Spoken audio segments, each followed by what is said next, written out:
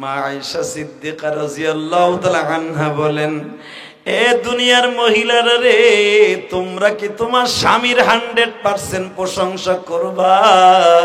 পারবা না। কিন্তু আমি আমার স্বামীর প্রশংসা 100% করতে পারবো। আমার স্বামীর শরীরে আল্লাহ এমন কিছু দিয়েছিলেন, দুনিয়ার কোন স্বামীর মধ্যে আল্লাহ সেটা দেয় না। ফাতেমা বলবেন, দুনিয়ার ও যুবকেরা যুবতীরা, তোমরা কি তোমার বাবার 100% প্রশংসা করতে পারবা? পারবা না। আমি ফাতেমা আমার বাবার 100% প্রশংসা করতে পারবো, কারণ আমার বাবার মতো বাবাই দুনিয়ায় কেউ জন্ম নেয় না। এ বাজান, আর একদিকে তাকান, নবীর চাচারা বলতেন, দুনিয়ায় যত ভাতিজা চাচারা আছো, তোমরা কি তোমার ভাতিজারে নিয়ে গৌরব করতে পারবা? পারবা না। কিন্তু আমার আল্লাহ এমন একটা ভাতিজা দিছে, যেই ভাতিজার প্রশংসা করলেই তার মওলা খুশি। বাজান, এবার আমার দিকে তাকাবেন আর চোখের পানি ফেলবেন। মা আয়েশা সিদ্দিকা বলেন, আমি যখন রুমাল সেলাই করতাম, আমি আমার স্বামীর একদিনের সিমটম বর্ণনা করছি। আমি আয়েশার হাতের থেকে সোনামুখী সুইটা পড়িয়া যাইতো, আমার ঘরে তৈল থাকতো না। আমরা এতই অভাবী ছিলাম, সন্ধ্যার বাতি দিব এমন তৈল ছিল না। আমি আয়েশা অপেক্ষায় থাকতাম আমার এতিম নবী কবে ঘরে ঢুকবে। আমার নবী যখনই ঘরে ঢুকতো, আমি আমার নবীর হাতটাকে ঘুরাইয়া ঘুরাইয়া বাতির মতো ইউজ করিয়া সুই তালাশ করে বের করতাম। এ আবার বগুড়া দনর থানার বাইরে রে,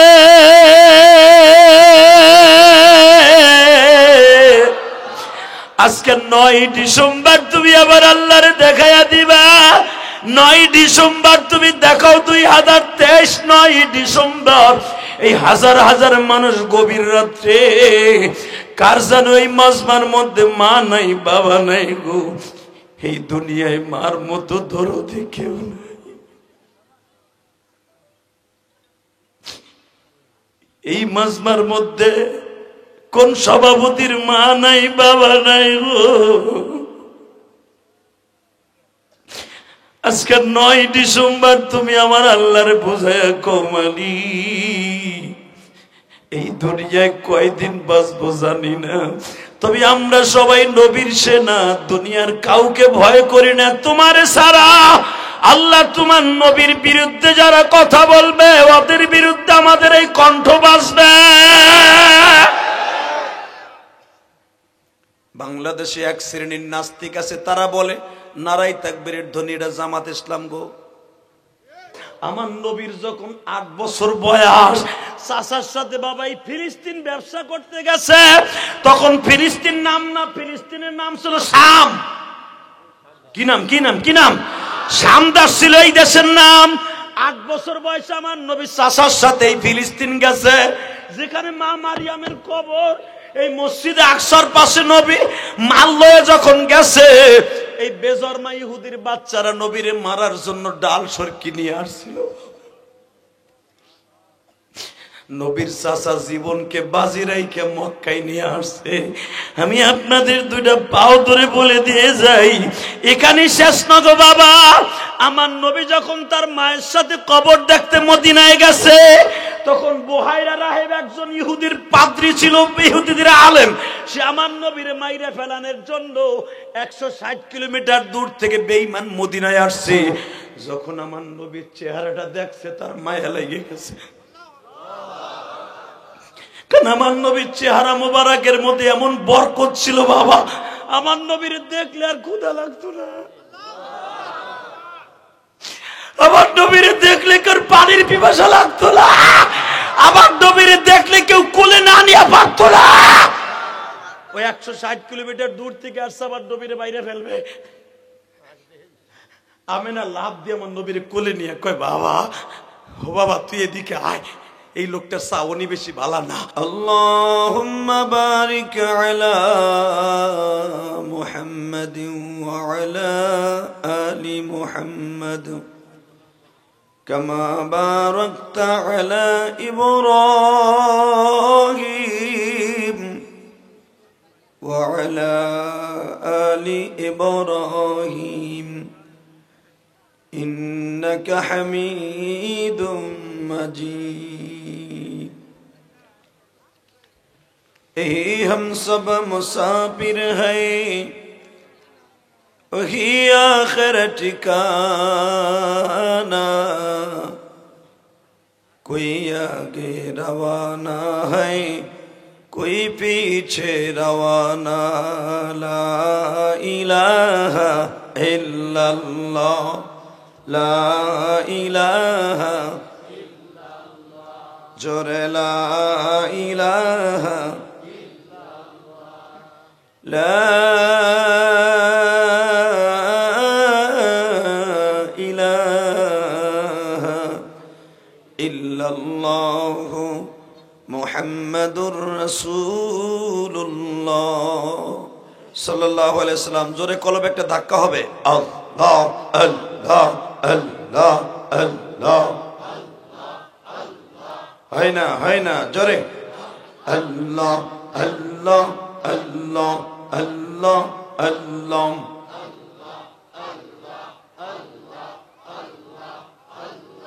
La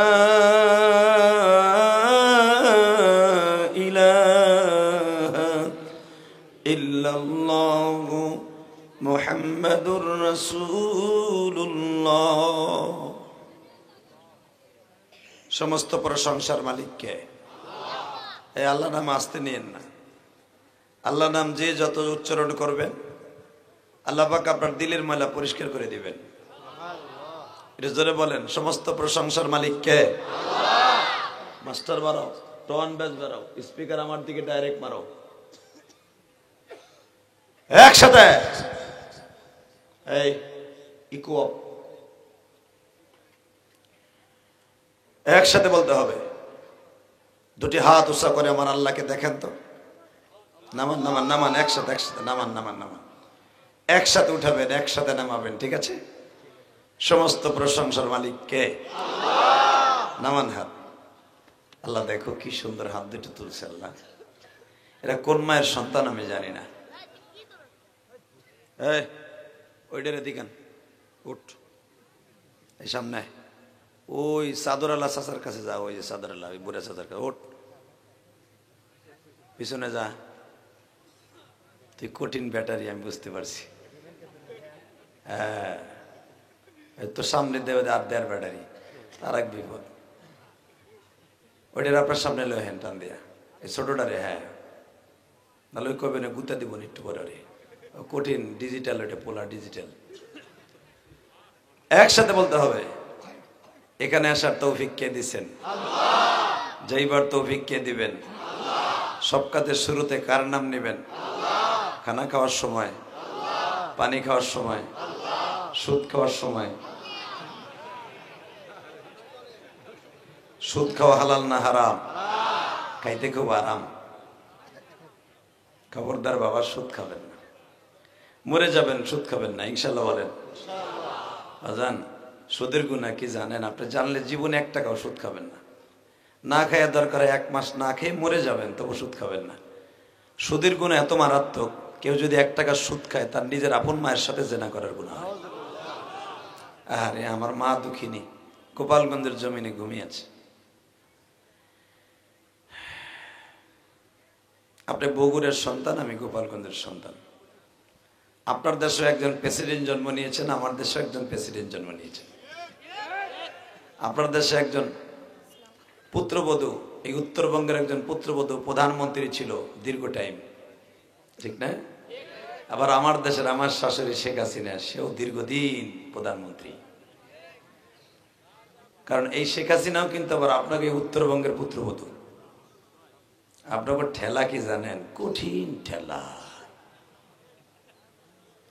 অতএব আমি জানি আপনাদের দিল অনেক বড়, তা না হলে এই গরিব অঞ্চলে এই লাখ লাখ টাকা আপনারা দান করলেন, এটা একটা আশ্চর্যের ব্যাপার। এতগুলো টাকা আমার ঢাকায়ও দান করে না। ওই ফার্মের মুরগিগুলো কি করে জানেন? মনে করে মাদ্রাসায় দিলেই ওটা জিএমবির আখড়ায় দেওয়া হয়। ওই বদমাশগুলো মনে করে মাদ্রাসা দিলেই মনে হয় এটা জিএমবি পয়দা হবে। জঙ্গিবাদ পয়দা হবে, আল্লাহকে মাদ্রাসায় দিলে যে জান্নাতের রাস্তা হবে, এটা বদমাইশ জানে না। এই ফুল গাছগুলো সরান তো, এটা কি বাসর ঘর নাকি? এই তোর লাড়িটা সরা, ওটা সরান, নিচে নামাইতে নিয়ে যায় না। আবার কার ঘরের টানছে, আবার বিডিআর জীবনও দিব না তোলে। একসাথে বলবেন, এই আর আওয়াজ বাড়া, গুলির মতো আওয়াজ দেয় আমার কানে, বেশ বাড়া। একসাথে। এই আলোতে দম দেয় কেন? ভোল্টেজ কম মনে হয় না? দুলাভাই বসেন, বসেন, আল্লাহর ওলিরা বসেন। আমি দুলাভাই বলছি, অন্য কিছু কইনি। এই যে ভাই বসেন, হাসি খুব সুন্দর, আপনি বসেন, আল্লাহর জান্নাতে হাসবেন। বসেন, বসেন। পিছনে যে সমস্ত আল্লাহর ওলিরা আছেন বসে পড়েন। বসেন দাদা ভাই, বসেন, আমার কলিজার ভাই, বসেন। আপনারা খুব ভদ্র মানুষ, আমি জানি। বগুড়া ধনটের মানুষ অনেক ভদ্র, যেরকম মারহাবা। আজকের মাহফিলের সম্মানিত সভাপতি, মাটিকোড়া ধনট ইউনিয়ন পরিষদ, আজকের মাহফিলের সম্মানিত সভাপতি জনাব মোহাম্মদ মহসিন আলম। কে আপনি? মাশাআল্লাহ। চেয়ারম্যান, উপজেলা ভাইস চেয়ারম্যান। আল্লাহ, চেয়ারম্যান সাহেব অনেক ভালো মানুষ, আলহামদুলিল্লাহ বলেন। আসলে ভালো মানুষকে ভালো মানুষ বলতে হয়। কত চেয়ারম্যান আমার গোপালগঞ্জে আছে, ও জীবন ওর বাপের জন্ম ও চেয়ারম্যান হওয়ার পর একদিন ওয়াজে যায় নাই। হালাকে আওয়ামী লীগ করলে তার নাম পোস্টারে দিতে হবে, নাহলে ওয়াজ করতে দেবে না বাংলাদেশে। এটা হলো নিয়ম, বাংলাদেশের ঋতুরি। কিন্তু তারপরেও আপনাকে চেয়ারম্যানটা আমি দেখছি, আমি আসছি সেই মাগরিবের আগে, আমি আসার পরপরই আল্লাহর এই বান্দা বসে রয়েছে। আমার খুব ভালো লেগেছে। আল্লাহ তাকে আপনি কবুল করেন। আজকের মাহফিলের অনেক উলামা একরাম এখানে আসছেন, তার ভিতরে আমার অত্যন্ত বন্ধু, দীর্ঘদিন একই টাইমে একই মঞ্চে অনেক ওয়াজ করেছি। আপনাদের অত্যন্ত মহব্বতের মানুষ, আপনাদেরই এই সিরাজগঞ্জের কৃতি সন্তান হযরতুল আল্লামা মাওলানা হেলাল উদ্দিন নুরি সাহেব দামাত বরকাতুল্লাহ আলিয়া। আজকের মাহফিলের আরো অনেক উলামা একরাম এখানে আসছেন, অতিথিবৃন্দ আসছেন, আমার বাবাজিরা ডানে বামে বসে আছেন। সবাইকে জানাই আমার আন্তরিক শুভেচ্ছা, অভিনন্দন। এবং আমি এই মাসের 3 তারিখ একটা মাহফিল আমার আসার কথা ছিল, আপনারা জানেন, জানেন না? রাঙ্গামাটি দক্ষিণ পাড়া ইমদাদুল উলুম কওমি মাদ্রাসায়। আসলে আপনারা হয়তো জানেন না আসল খবর, আমি কেন আসি নাই। আমি 1 তারিখ মাহফিল শেষ করে হঠাৎ করে আমার ইমার্জেন্সি ভাবে আমার শারীরিক ট্রিটমেন্টের জন্য আমার ইন্ডিয়া যেতে হয়েছে। কারণ আমার ডাক্তার বলল আপনার কালকার ভিতরে ইন্ডিয়া থাকতে হবে, কিছু করার নাই, চলে যেতে হয়েছে। এমনকি আমার বাসায় আমি বলি নাই, ডাইরেক্ট আমি এখান থেকে বর্ডারে চলে গেছি। আমি সকাল 7টা 15 মিনিটের সময় আমি বর্ডার পাস হয়ে গেছি, ইন্ডিয়ার বর্ডারে ঢুকে পড়েছি। অতএব আমিও জানতাম না, তার আগের দিনও আমাকে বলে নাই ডাক্তার যে আপনাকে যেতে হবে, আমি বাইরে চলে যাব, আপনি খুব দ্রুত আসতে হবে। আমাকে আগে বলে নাই। আগে বললে হয়তো কমিটির আমি 2-3 দিন আগে জানাই দিতাম ভাই যে আমার সমস্যা, কিন্তু আমাকে আগে জানায় নাই। আপনারা হয়তো কষ্ট পেয়েছেন, কিন্তু আমি কমিটির কাছে অত্যন্ত বিনয়ের সাথে বলবো, যদি কমিটির লোক এখানে থেকে থাকেন, ওই এলাকার লোক থেকে থাকেন, যদি আবার আমাকে দাওয়াত দেয় আমি আবার আসবো ইনশাল্লাহ। বলেন, আমার ভাইরা কষ্ট পেয়েছে না? আসলে তো আমার এটা দোষ ছিল না। আমার হঠাৎ করে রাত্রে 1টার দিকে আমাকে ডাক্তার ইনফর্ম করছে আপনার অতি দ্রুত আসতে হবে, আমি ইন্ডিয়ায় থাকবো না, আমি চলে যাব লন্ডনে 6 মাসের জন্য। আমার যেতে হয়েছে। আমি জানি আপনারা কষ্ট পেয়েছেন। রাঙ্গামাটির যে দক্ষিণ পাড়া ইমদাদুল উলুম মাদ্রাসার কওমি মাদ্রাসার শিক্ষা অনুরাগী যারা আছেন এবং কমিটি বৃন্দ আছেন, ক্ষমা সুন্দর দৃষ্টিতে দেখবেন। আমি তো বাংলাদেশে থেকে মিস করি নাই। আল্লাহ যদি আমাকে আনেন আবার আসবো আপনাদের রাঙ্গামাটির জমিনে ইনশাআল্লাহ। আমি মেম্বার সাহেবের সামনে, চেয়ারম্যানের সামনে, ওই কমিটি আমার সাথে দেখা করেছে, আমি তাদের সাথে ওয়াদা করেছি যদি আপনারা আমার সাথে প্রোগ্রাম নেন ইনশাল্লাহ, আজকে যেই টাইমে এখানে আসছি এই টাইমে আপনাদের ওখানে উপস্থিত থাকবো ইনশা। তাহলে কি আপনারা আমাকে বর্দা দেন নাই তো? কষ্ট নেন নাই তো? দোয়া করছেন তো? আমি কিন্তু ইন্ডিয়ার থেকে 5 তারিখে আসছি, এই মাসের 5 তারিখ রাত্রে আসছি ইন্ডিয়ার থেকে। তো আজকে কয় তারিখ? 9 তারিখ, মাত্র 3 দিন আগে আমি আসছি। তো ইনশাল্লাহ তাআলা শারীরিকভাবে যদিও আমি এখন পুরাপুরি সুস্থ না, কিন্তু আমি আপনাদের বলবো যত সময় আলোচনা করব আপনি থাকবেন না ভাগবেন? জোরে কর। সবাই থাকবেন? সবাই আল্লাহকে হাত উঠাই দেখান তো কে কে ভাগবেন?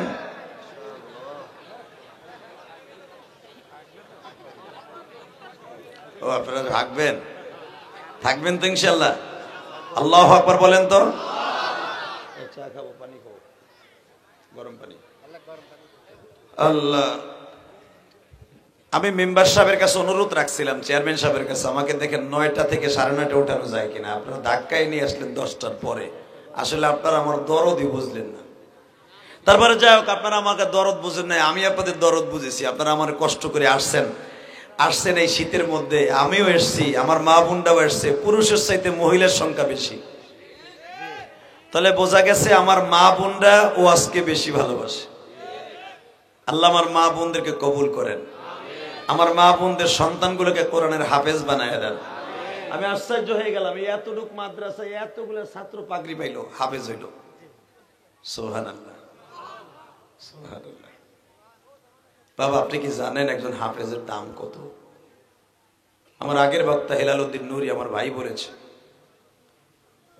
আমি শুধু আপনাদের একটা সিম্পটম বর্ণনা করে যাই। একজন হাফেজ 70,000 মানুষ একসাথে জান্নাতে নিয়ে যাবে।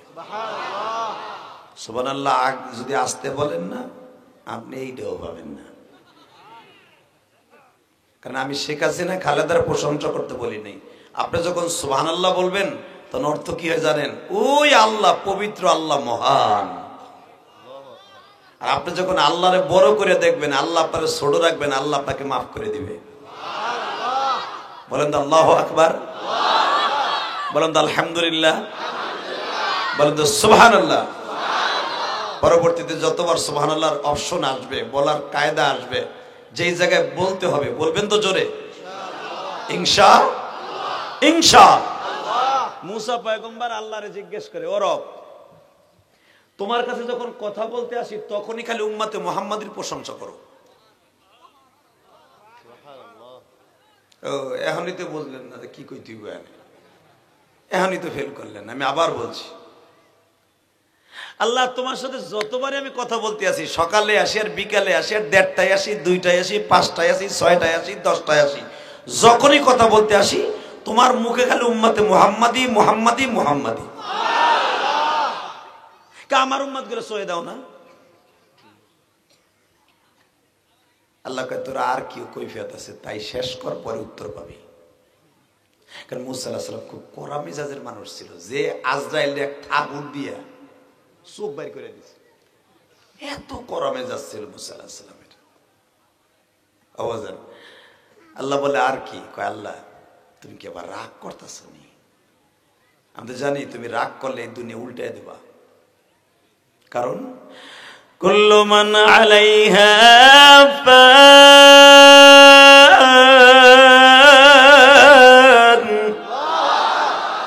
ওয়া ইয়াবকা ওয়াজহু রাব্বিকা যুল জালালি ওয়াল ইকরাম।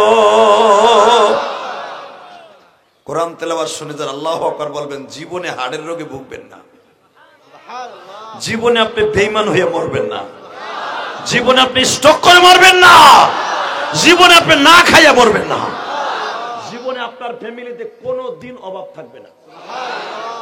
এটা মনে রাখবেন। দুনিয়া ছেড়ে চলে যেতে হবে বাবা, কেউ থাকতে পারবে না, ঠিক না? আমিও পারবো না, আপনিও পারবেন না, কোন নবীও পারে না, এমনকি কোন ফেরেশতাও পারবে না। সব ফেরেশতা মরে যাবে।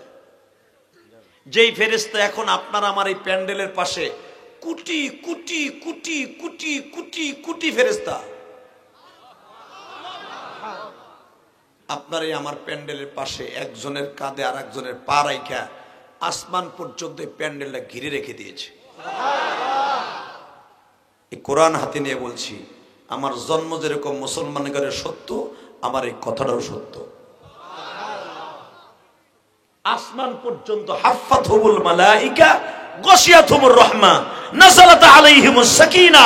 আল্লাহু আকবার জোরে বলতে হবে। আমার নবী বলেন, এই ময়দানটাকে পৃথিবীর যে প্রান্তে ওয়াজ নসিহত হোক, ওই জায়গাটা ফেরেশতা ওয়াজ শেষ হওয়ার আগ পর্যন্ত একজন ফেরেশতা আর একজন ফেরেশতার কাঁধে ভর দিয়ে দাঁড়ায়া আসমান পর্যন্ত ঘিরে রেখে দিয়েছে। তাহলে এখানে ফেরেশতারা কিন্তু দেখতেছে কে সুবহানাল্লাহ কোন আর কে কোন না। ফেরেশতা কিন্তু দেখতেছে, আপনার নাক নোক কিন্তু ফাটায় লাভে ঘুষাইয়া মরার সময়। তোর পাশের ভাই বললো তুই বললি না কে, মোল্লা বংশের পোলায় বললো তুই শেখ বংশের পোলা বললি না কে, ভুইয়া বংশের পোলা বললো তুই খা বংশের পোলা বললি না কেন? Ready ready? এ মুসা তুই জিজ্ঞেস করছর উম্মতে মুহাম্মাদির দাম কেন? এ মুসা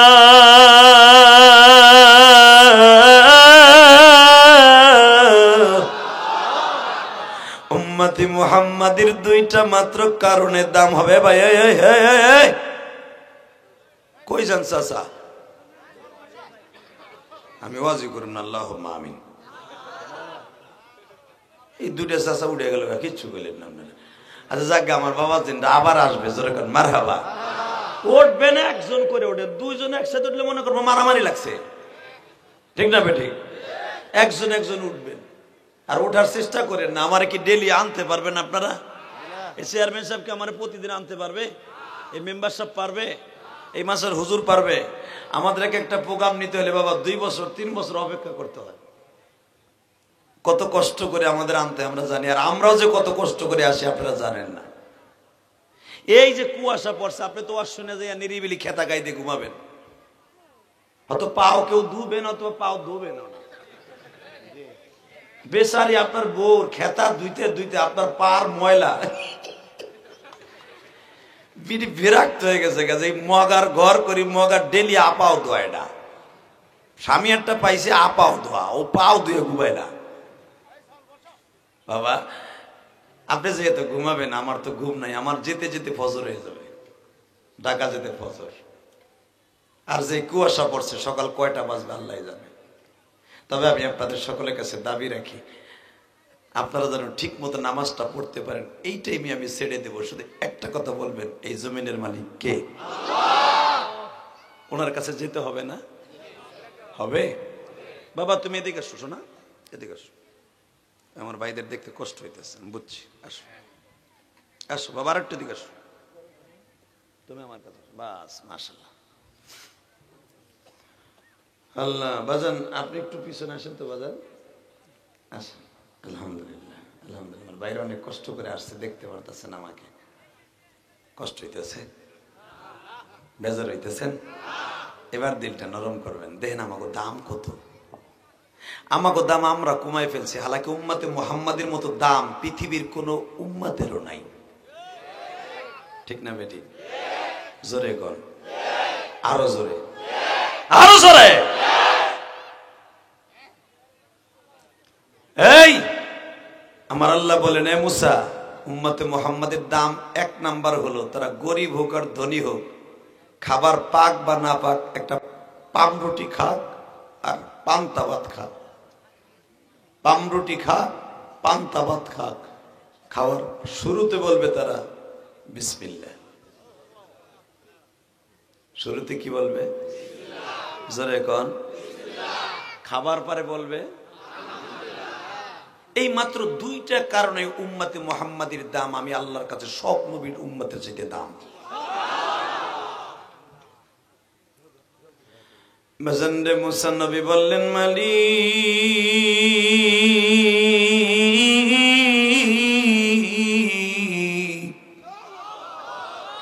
উম্মতে মুহাম্মাদির যদি এত দাম হয় গো,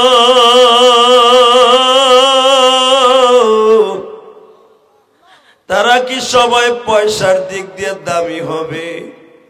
তারা কি অর্থের দিক দিয়ে পৃথিবীর সব উম্মতের চাইতে ধনী হবে?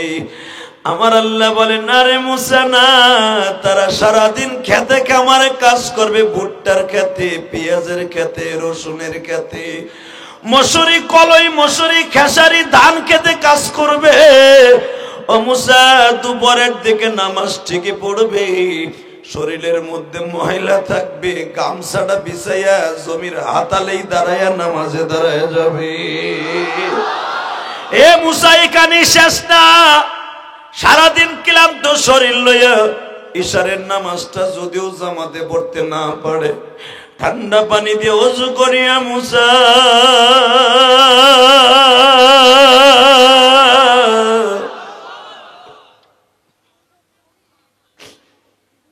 ঘরে আসিয়া দেখবে সারাদিন কামলা দিয়ে মালিক পয়সা দিবে না, সারাদিন মাটি কাটবে, রিক্সা চালাবে, ভ্যান গাড়ি চালাবে, বৃষ্টি হবে, ইনকাম হয় নাই, বাজারও করতে পারে নাই, অল্প কয়েকটা টাকা দিয়া তারা বাজার করিয়া এক মুঠ খাবার প্লেটে লইয়া পেটে ক্ষুধা থাকবে, তবু আমার ওই পাগল গুলা ক্ষুধার তো পেট লইয়া বলবে আলহামদুলিল্লাহ। আর আমি তোর বেয়াদব উম্মাত গুলাকে 40 বছর জান্নাতের খাবার খাওয়াইছি। আমি আসমান থেকে ভুনা পাখির গোশত আর বিরিয়ানি ফেলতাম জমিনে, জিব্রাইল পাতিলা ভরে তোর উম্মাতরে খাওয়াইতো, খাওয়ার পরে জানোয়াররা জীবনও কুত্তা বিলাইয়ের মতো খাইছে, কোনদিনও জান্নাতের খাবার খাই আলহামদুলিল্লাহ বলে নাই। আর আমার নবীর উম্মাত গুলার চেহারার মিল হবে না, তারা সাইজে খাটো হবে, তোর উম্মাত গুলা লম্বা 100 হাত, 30 হাত, 35 হাত লম্বা। তার উম্মাত গুলা 5টা এক জায়গায় করলে যেই বডি, তোর উম্মাত একটা সেই বডি। তারপরে এই হারামের জাত গুলা একবার আমি মাওলাকে আলহামদুলিল্লাহ দিয়া খুশি করে নাই, এই জন্য আমার নবীর উম্মাত গুলা আমি আল্লাহর কাছে এত দামি। মুসা পয়গম্বর চোখের পানি ছেড়ে দিয়া বলে, ও মালিক,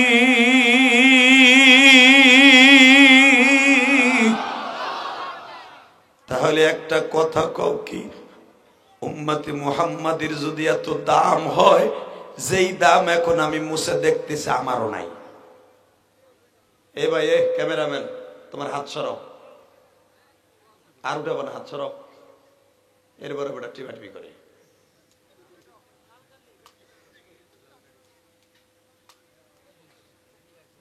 শুধু আমার দিকে দেখাবেন, কোনো দিক তাকাবেন না। ওয়াজ কিন্তু এক জায়গায় করতে অনেক কষ্ট হয়, তোমরা ডিস্টার্ব করবে না। মিডিয়া তোমরা আসছো, আমি না করি নাই, অনেক বক্তা কিন্তু মিডিয়া থাকতে দেয় না, কারণ মিডিয়ায় আমাদের কোনো উপকার করে নাই ক্ষতি ছাড়া। মামুনুল হক আজকে সন্তান রাইখা জেলখানায় এই মিডিয়ার কারণে, মিজানুর রহমান আজহার এই দেশ ছাড়ছে এই বদমাইশ মিডিয়ার কারণে। কারণ আমি এখানে কি ওয়াজ করতেছি আমার শাশুড়ি শেখ হাসিনা জানে, এই বদমাইশটা যখন ছাড়বে তখন সে জানবে। আর এইগুলো এমন সারা ছাড়ে, ওই ইসরায়েল বেজরমা আছে না, এমন কিছু বেজরমা মিডিয়াও আছে, ওরা খালি কন্টেন্ট বানাবার জন্য, ভিউ বাড়াবার জন্য চেষ্টা করে। ও ভাবে না যে আমার এই মিডিয়ার উপরে ভিত্তি করে একজন আলেমের লাইফ ফিউচার দাঁড়িয়েছে। কথা বলেন না কেন? তার জীবনের একটা খুঁটি দাঁড়িয়েছে আমার পরে ভিত্তি করে।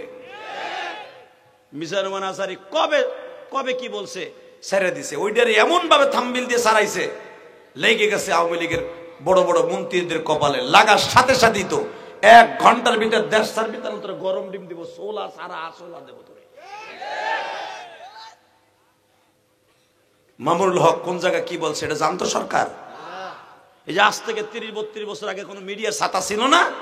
আমার শুরু জীবন, আমি 2011-র পরে মিডিয়া আসছি, 11-র আগে আমি মিডিয়া আসি নাই। মিডিয়া আমি চয়েসই করতাম না। তবে মিডিয়া রাখার দরকার আছে, মিডিয়াও দরকার আছে, কিন্তু মিডিয়া তোকে পাও ধরছি, কোন আলেমরে কালারিং করিস না জাতির সামনে। 2টা পয়সা কামাবার জন্য কোন আলেমের জীবনটাকে নষ্ট করিস না। কথা বলেন না কেন? আমার ওয়াজ দেখবেন বেশিরভাগ হাসির ওয়াজ গুলো বদমাশ গুলো ছাড়ে। আমি যে সবচেয়ে বেশি কান্দাই আল্লাহর হুকুমে, এটা একবারও ছাড়ে না। আমি কোন জায়গায় বিড়ি খাওয়ার স্টাইল দেখাইছি, কোন জায়গায় জেমসের গান গাইছি, মুমতাজের ফতোয়া দিছি, ওইগুলোই ছাড়ে। কথা বলেন না কেন? আল্লাহ এদেরকে হেফাজত করেন, জোরে না আমিন। মিডিয়া তোদের জন্য আমি দোয়া করি, আল্লাহ তোদের হালাল রিজিক খাওয়ার তৌফিক দান করো। এই আলেম ওলামারে গালি শুনাইয়া তুই টাকা কামাইয়া পোলা পান্ডে খাওয়াবি, কসম আল্লাহর, আলেমের বরদোয়া নিবি, তোর পোলা লুলা হবে, তোর পোলা জীবনও মানুষ হবে না। গাঞ্জাখোর, হিরোইনসি, বদমাইশ হবে, আর তুই লুলা হবি, আর তোর ক্যামেরা সহ ডাকাইতে প্রতি মাসে মাসে একবার চুরি করবো, আর তোর ট্রাকের সিপের মধ্যে নিয়ে ওয়ান্ডার ঘুষাইবো তোরে। আলেমের বর্দ আছে তো তোর অ্যাকাউন্টে, কথা কর না কেন? তোর ক্যামেরা প্রতি মাসে মাসে হারাবে, আমি কসম করে বলে গেলাম। তোরে টেরাকে সিপাই শেরপুর টেরাকে সিপার মধ্যে নিয়ে কথা কর না কেন? হাসেন কেন মিয়া? এই মিডিয়ার যন্ত্রণা এখন অতিষ্ঠ হয়ে গেছে, কথা বলেন না কেন? একশের হাসির ওয়াজ সারবে, মানুষের বকা শোনাবে আলেম ওলামার। হালাকে এত কষ্ট করে ওয়াজ করি 1.5 ঘন্টা 2 ঘন্টা, আমার কষ্টের ওয়াজ গুলা সারে না, সারে সব হাসির ওয়াজ। আর আমার মারে তুলে বকে, আমার বড় মারে বকে মিডিয়ার কারণে। তো যেই মিডিয়ার কারণে আমার মায়ের বকা শোনাবো, আর গোষ্ঠী নিকুচি করি আমি। পাড়ার পরে পাড়া কষ্ট হইতেছে, ওরা আর কোনোদিন এইভাবে সারবো না, দিলাম। আমার যত বদনাম আছে তোরা সার, ওইগুলো দেখার টাইম নেই এখন, কারণ বহুত বকা হুনছি, বকা হুনতে হুনতে এখন সইয়া গেছি। এখন আমার মায়ের কবর তুড়াইলে আমার দুঃখ লাগে না, কারণ ওর মারা তো ভালো আছে, কথা কন না কেন? আল্লাহ যারা আলেমুল আমার মাকে বকা শোনায়, কমেডিয়ান বকা এই আওয়াজ করে শোনায়, কারণ 16টা বছর এলেম শিখছি, 16টা বছর দেশ বিদেশ মিলাইয়া, দেওবান বাংলাদেশ মিলে 16 বছর লেখাপড়া করছি, মায়ের কষ্ট বুকে নিয়ে লেখাপড়া করছি। আজকে যদি সেই মায়ের বকা শোনাইতে হয় ওয়াজের জগতে আইয়া এই মিডিয়ার কারণে, এগুলোকে বর দেওয়া দেবো না, এগুলো দুলাভাইকে শোনা দিব। আল্লাহ হেফাজত করেন, জোর না আমিন, আরো জোর না আমিন। তবে আজকে যে মিডিয়াগুলো আইছে এগুলোর একটু পাম দেই, এটা ভালো, এটা আমার খালতো ভাই, এগো পোলাপন ভালো হইব, এগো মা বাবাকে আল্লাহ হার্টের রোগ বানাইব না, এগো প্রতি আমার দোয়া আছে, যেরকম মারহাবা। পাম দিলাম, পাম যদি উল্টা পাল্টা সারে, আর যদি আমি দেখি কেন প্রত্যেকটা মিডিয়ার সাবস্ক্রাইবার আমাকে করা আছে, এমন মামলা দিমু। কত মিডিয়ারে যে ব্যান করে দিছি জানোস না? তাহসিনের শোন ইলিয়াস রহমান জিহাদি ব্যান করছে, খবর তো জানোস না? যে একবার ছাড়লে 10 কোটি মানুষের দেখতো 1 মিনিটে, ওইটা ব্যান করছে আমি ইলিয়াস রহমান জিহাদি মামলা দিয়া। এরপরে আসলে যে সিলেটের একটা অরদিসি খবর লয় মামলা দিয়া। এরপরে আসলে তাস মিডিয়া আমার নিয়ে আর হাফিজুর রহমান সিদ্দিক কদিন লাফালাফি করছে, মামলা আমি দিছি ওর বিরুদ্ধে। দেখ ওর মিডিয়া কই গেছে গে, এখন এই জগৎ থুয়েই পালাইছে। অতএব আমি একসাথে বলবো, জমিনের মালিককে খবরদার। মনের কষ্টগুলো আপনাকে বগুড়া বলে গেলাম, আল্লাহ সব বক্তা ভাইকে আপনি হেফাজত করেন। ভাই আমির হামজা অতি তাড়াতাড়ি ছাড়া পেয়েছে। ইলিয়াস রহমান জিহাদি গত 15 দিন আগে আল্লাহকে বলেছিল, কেঁদে কেঁদে, আপনারা একটু ওয়াজটা দেখছেন, মানে প্রধানমন্ত্রীর কাছে আমি অত্যন্ত বিনয়ের সাথে বলছিলাম যে আমি আপনার পরিবারে বিবাহ করছি, আপনি আমার দেশের মেয়ে, আপনি আমার দেশের রত্ন, বঙ্গবন্ধু কন্যা, আপনি ইলেকশনের আগে আমির হামজা, মামুল হক সব আলেমকে ছেড়ে দেন। আল্লাহ শুকর দেখি তার পরের দিনই পিসকি রফিকুল ইসলাম মাদানির ছেড়ে দিছে। আলহামদুলিল্লাহ বলতে পারলেন না? এখন যে আমার কথা হয়েছে তা না, হয়তো আল্লাহ মেহেরবানি করছে। এর কয়েকদিন পরেই শুনলাম 2 দিন আগে আমার ভাই আমির হামজারে ছেড়ে দিছে। ওরে ভাই, আমরা যে মাস্তাকের হোক না কেন ভাই, আমরা সবই আলেমি ভাই, কথা কন না কেন?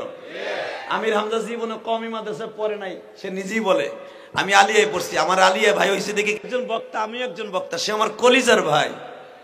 এই 3টা 2.5টা বছর তার 2টা মেয়ে, নাবালেগ 2টা মেয়ে, বাবার জন্য কলিজাটা খার হয়ে গেছে। ওর মেয়েটার দৃশ্য সারা পৃথিবী ভাইরাল হয়েছে।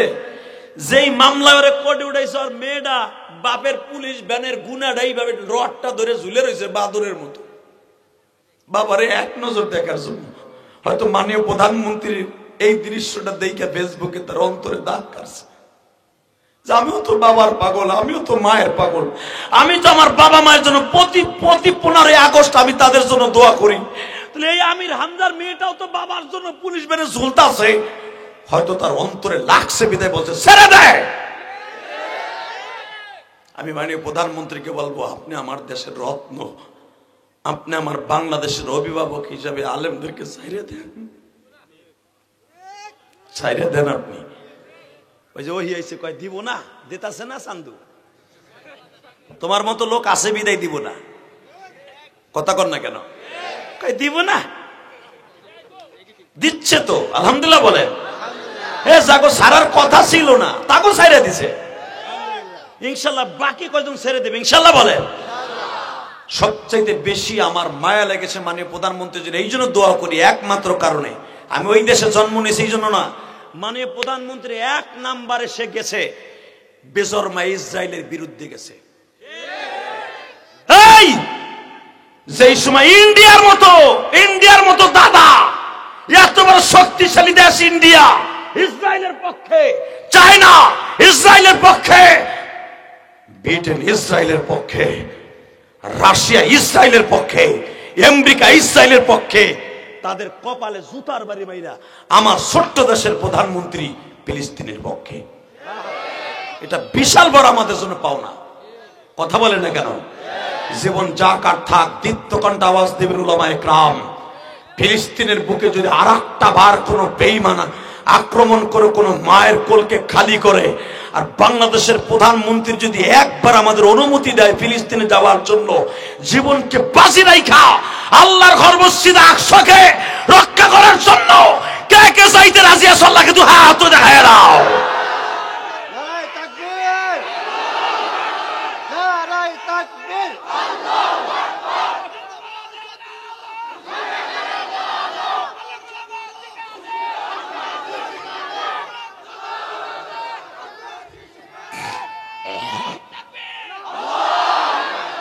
দাদা ভাই তাকবীর মাঝখানে কে দিয়েছেন? দাঁড়ান তো আপনি,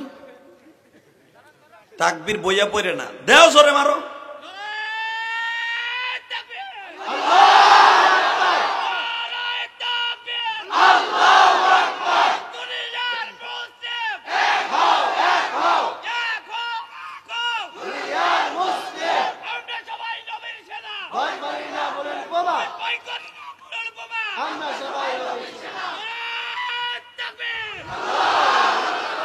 মারহাবা মারহাবা জাযাকাল্লাহ। আমরা সবাই নবীর সেনা, ভয় করি না বুলেট বোমা। এই লোকটা কয়দিন বাঁচবে আমি জানি না, এই চেয়ারম্যান কয়দিন বাঁচবে আমি জানি না, আমার ওই ভাই কয়দিন বাঁচবে জানি না, তবে আমরা সবাই নবীর সেনা। এই কথাটা যদি আপনি বলে থাকেন, ঠিকই মৃত্যুর সময় আমার নবীরে আপনার বালিশের পাশে পাবেন। বাজান এই মানুষটার যদি জীবনে একটা দিন বালিশের পাশে পান, চিরদিনের জন্য জাহান্নামের আগুন হারাম হয়ে যাবে। কারণ এই মানুষটা জীবনে কোনোদিন উম্মতের রাইখে জান্নাতের খাবার খায় নাই।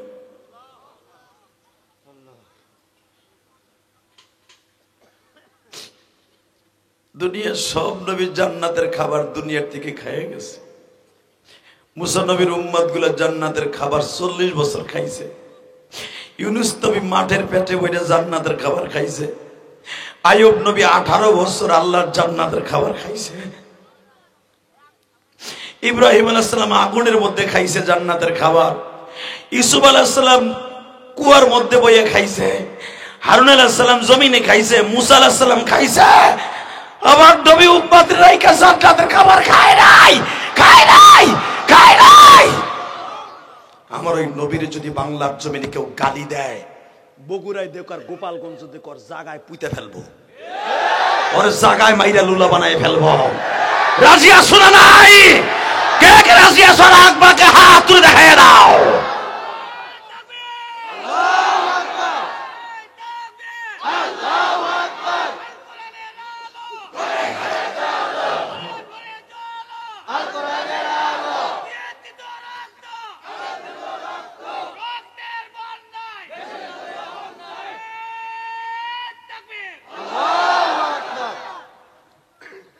আলহামদুলিল্লাহ বলেন, মারহাবা বলেন। কষ্ট হইতেছে? যারা দাঁড়ায় আছেন বসে পড়েন। কলিজার ভাই আমার বসেন, একটু কষ্ট হবে, বসেন না ভাই। আরে গত পরশু দিন আপনাদের এখানে ওয়াজ হবে এরকম কোনো চিন্তা ভাবনাই ছিল না, যে বৃষ্টি নামা শুরু হয়েছিল, তাই না? গত কালকেও কিন্তু গুড়ি গুড়ি বৃষ্টি হয়েছে। আলহামদুলিল্লাহ আল্লাহ আপনাদেরকে বসার সুযোগ দিয়েছেন। জানি না কোন বুজুর্গের দোয়ার খাতিরে, হয়তো যে এতিম গুলারে পাগড়ি দিব পুরা বছরটা তারা অপেক্ষা করে এই মাদ্রাসার এই মাহফিলটা কেন্দ্র করে। হয়তো এই বুজুর্গদের দোয়ার বরকতে, ছোট বাচ্চাদের দোয়ার বরকতে আল্লাহ ওয়াজের আয়োজন করার সুযোগ দান করেছেন। এই নেয়ামত আপনি কি দিয়ে শেষ করবেন? অতএব আমার দিকে তাকায় থাকবেন, যতটুকু আলোচনা চলবে আল্লাহ যেন আমাকে আমল করার তৌফিক দান করে। দুনিয়ার সব মেনে নিব, আমার নবীরে গালি দিলে ওরা জায়গায় মেরে ফেলবো। পৃথিবীতে একজন মাত্র নেতার জন্য যদি আপনি জীবন দেন, আপনি যদি বঙ্গবন্ধুর সৈনিক হিসাবে জীবন দেন, আপনি 100% বলতে পারবেন না আপনি জান্নাতি। জিয়াউর রহমানের জন্য যদি জীবন দেন, আপনি 100% বলতে পারবেন না আপনি জান্নাতি। চাচা ইরশাদের জন্য যদি জীবন দেন, তার দলের জন্য, আপনি বলতে পারবেন না 100% জান্নাতি। সরমনায় পীর সাহেবের জন্য যদি জীবন দেন, আপনি বলতে পারবেন না 100% জান্নাতি। এই জামাত ইসলাম যারা করেন, মওদুদির দল যারা করেন, যে যে দল করেন না করে, যদি মনে করে বাড়িতে থাকেন এর জন্য জীবন দিলে আমি জান্নাতি না, শুধু একজন মাত্র মানুষের জন্য জীবন দিলে ডাইরেক্ট জান্নাতি, সে আমার বিশ্ব নবী। কথা বলে না কেন? কোন সন্দেহ আছে? যার জন্য জীবন দিলে ডাইরেক্ট জান্নাতি, জীবন দিব তো তার জন্যই দিব। দুনিয়ার যত নেতা আছে সব কিন্তু স্বার্থের পাগল। এই যে চেয়ারম্যান দেখবেন, সে পোলাপান পালে পয়সা দিয়া, তার স্বার্থে। আপনাকে উপজেলার ভাইস চেয়ারম্যান, সে উপজেলার চেয়ারম্যান পোলাপান পালে তার স্বার্থে, এমপি পালে তার স্বার্থে। আমি ইলিয়াস রহমান জিহাদি পোলাপান আমার সাথে রাখি স্বার্থে। কথা কন না, আরো জোরে, আরো জোরে। একজন মাত্র মানুষ ছিলেন, তার কোনো স্বার্থ নাই, একটাই স্বার্থ, আমার উম্মত মাফ পেয়ে যায়। সে হলো উম্মতের দরদি, আমার নবী। তো এই মানুষটারে যদি কেউ গালি দেয়, ওর সাথে কোনো আপোষ নাই। ইনশাল্লাহ বলেন, মারহাবা বলেন। বাজান এবার আমার দিকে তাকাবেন আর চোখের পানি ছেড়ে দিবেন। মা আয়েশা সিদ্দিকা রাদিয়াল্লাহু তাআলা আনহা বলেন, এ দুনিয়ার মহিলারা রে, তোমরা কি তোমার স্বামীর 100% প্রশংসা করবা? পারবা না। কিন্তু আমি আমার স্বামীর প্রশংসা 100% করতে পারবো। আমার স্বামীর শরীরে আল্লাহ এমন কিছু দিয়েছিলেন, দুনিয়ার কোন স্বামীর মধ্যে আল্লাহ সেটা দেয় না। ফাতেমা বলবেন, দুনিয়ার ও যুবকেরা, যুবতীরা, তোমরা কি তোমার বাবার 100% প্রশংসা করতে পারবা? পারবা না। আমি ফাতেমা আমার বাবার 100% প্রশংসা করতে পারবো, কারণ আমার বাবার মতো বাবাই দুনিয়ায় কেউ জন্ম নেয় না। এ বাজান, আর একদিকে তাকান, নবীর চাচারা বলতেন, দুনিয়ায় যত ভাতিজা চাচারা আছো, তোমরা কি তোমার ভাতিজারে নিয়ে গৌরব করতে পারবা? পারবা না। কিন্তু আমার আল্লাহ এমন একটা ভাতিজা দিছে, যেই ভাতিজার প্রশংসা করলেই তার মওলা খুশি। বাজান এবার আমার দিকে তাকাবেন আর চোখের পানি ফেলবেন। মা আয়েশা সিদ্দিকা বলেন, আমি যখন রুমাল সেলাই করতাম, আমি আমার স্বামীর একদিনের সিমটম বর্ণনা করছি। আমি আয়েশার হাতের থেকে সোনামুখী সুইটা পড়িয়া যাইতো, আমার ঘরে তৈল থাকতো না। আমরা এতই অভাবী ছিলাম, সন্ধ্যার বাতি দিব এমন তৈল ছিল না। আমি আয়েশা অপেক্ষায় থাকতাম, আমার এতিম নবী কবে ঘরে ঢুকবে। আমার নবী যখনই ঘরে ঢুকতো, আমি আমার নবীর হাতটাকে ঘুরাইয়া ঘুরাইয়া বাতির মতো ইউজ করিয়া সুই তালাশ করে বের করতাম। এ আবার বগুড়া দনর থানার বাইরে রে,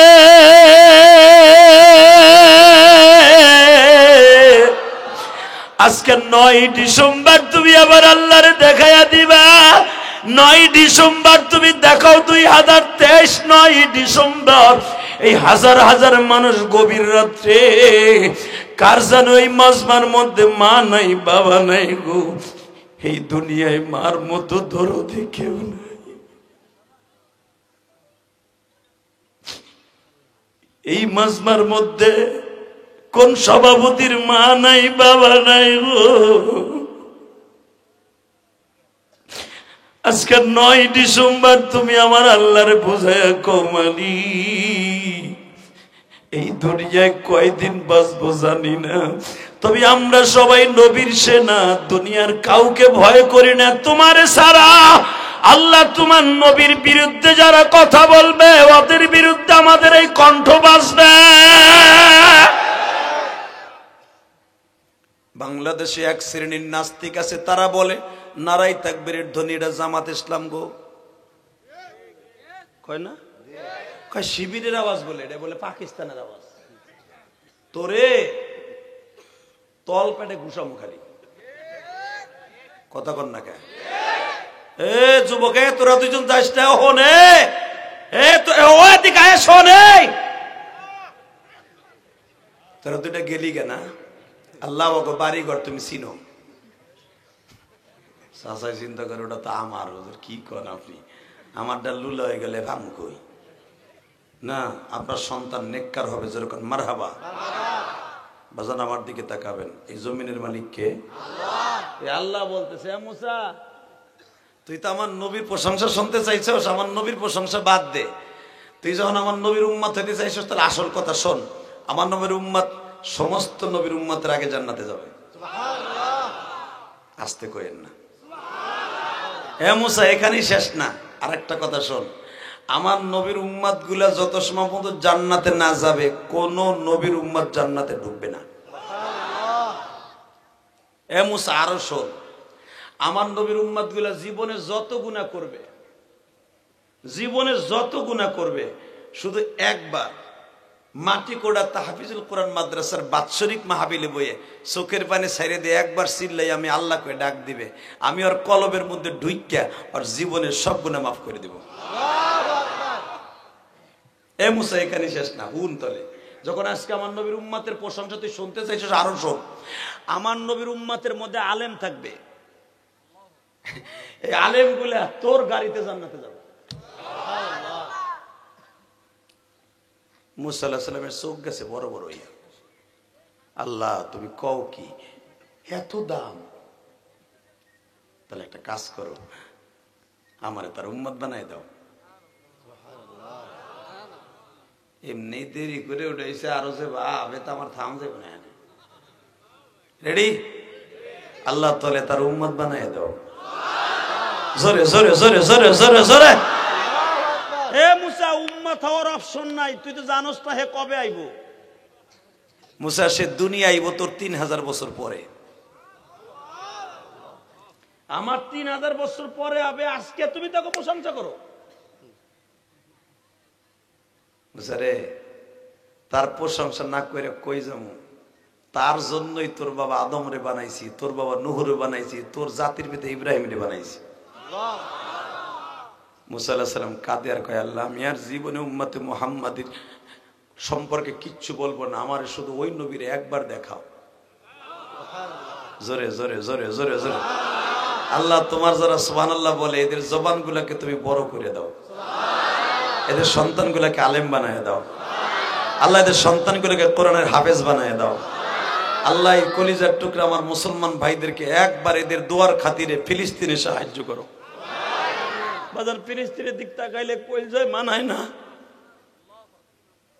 গতকালকে একটা নিউজ আপনারা দেখছেন, এক বাবা তার 2টা পোলারে একবার কই মাছ তেলে ভুনা করলে যেমন কালো হয়ে যায়, নারী বুড়ি সুদ দেয়, মাথাটা সুদ দেয়, কই মাছের মতো ভুনা হয়ে গেছে। এমন বোমা মারছে আগুন লেগে পুড়ে।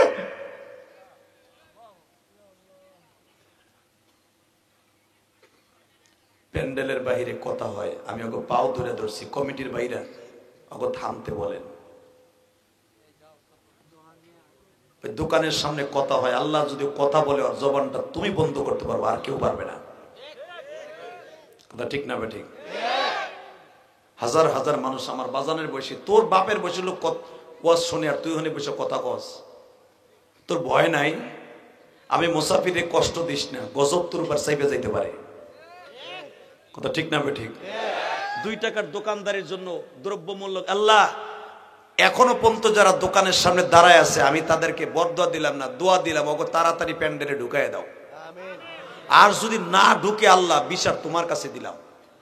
ও বাড়ির থেকে বইলে আছে বউ রে, ওর মায়ের রে, ওর বোনের যে ওয়াজ শুনতে যাই, ও কি লেগে দোকানে থাকবো? কথা কন না কেন? ও বউলে ঘুমাইলে ওর সব হইতো, ও দিক দিয়ে ওর মায়ের, এদিক দিয়েও মায়ের, ওর পরে গজব পড়বে না কে?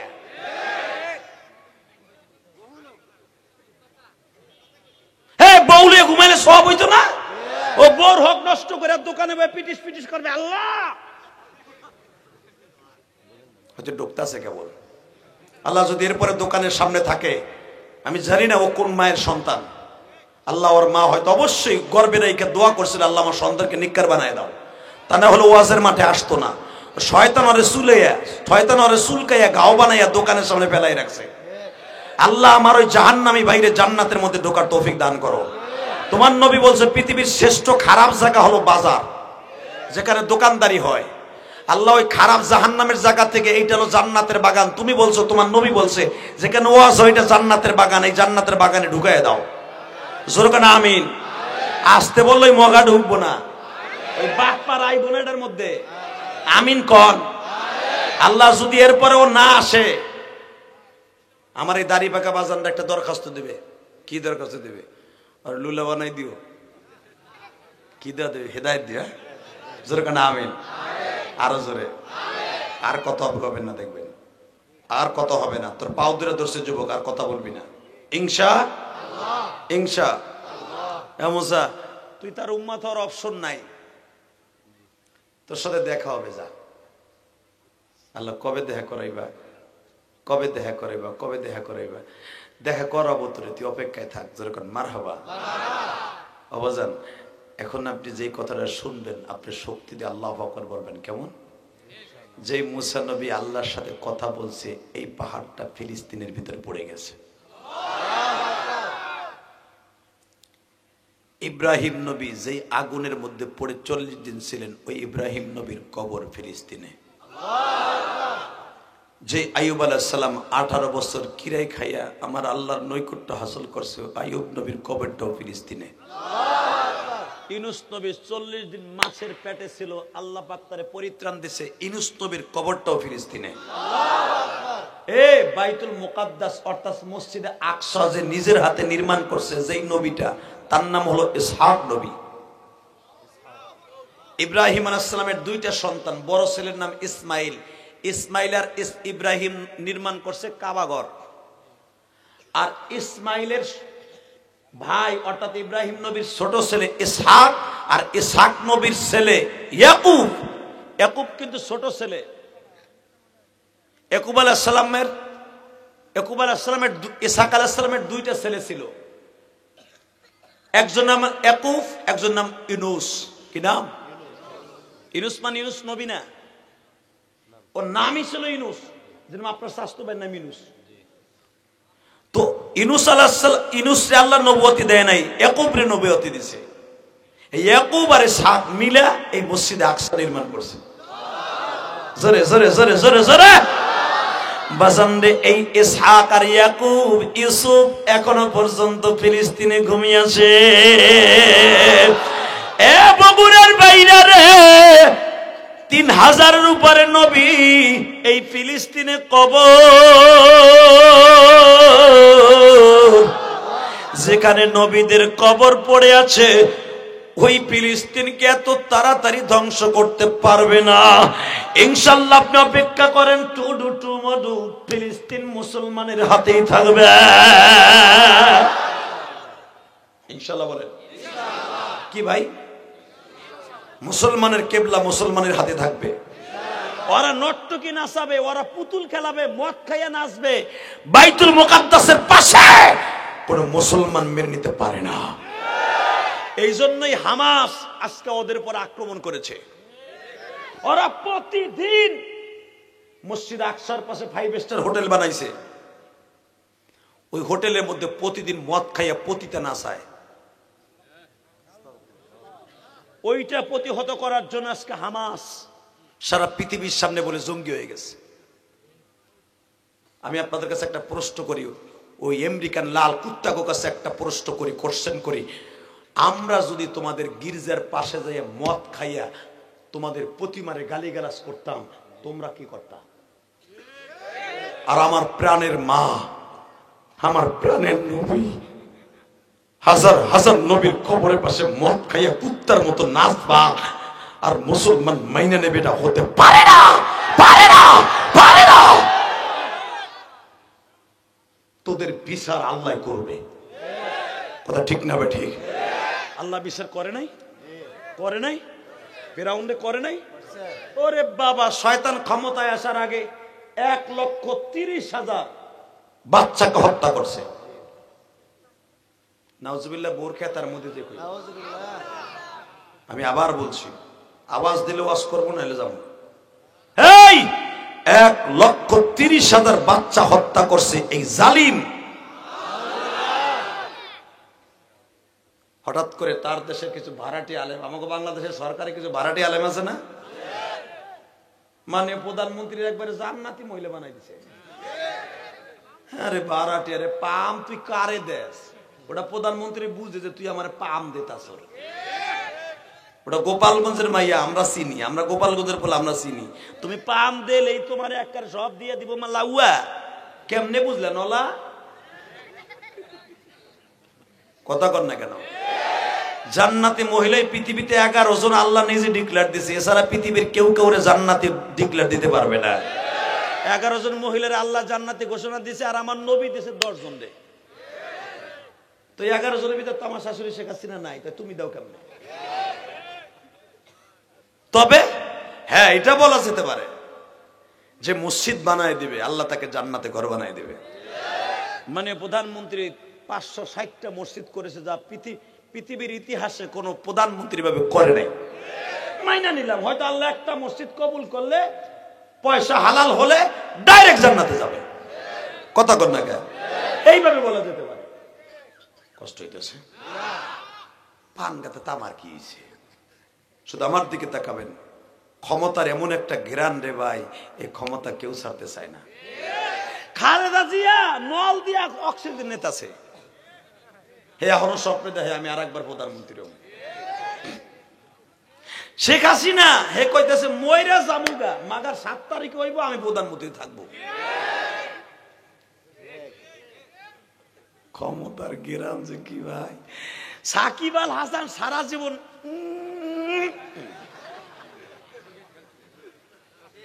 আয়া পড়ছে এমপির, দেখছে যে পোলা বানাকে যেন আমার দাম নাই, খালি আমি বোলটা উঠোই। মাসাবি যখন নিচে একটা টিকিট, আমি একটা নেই। প্রধানমন্ত্রী হাতে বা ওদের পাম্পট্টি দিয়ে মাঠা কইয়া টিকিট একটা নিচে।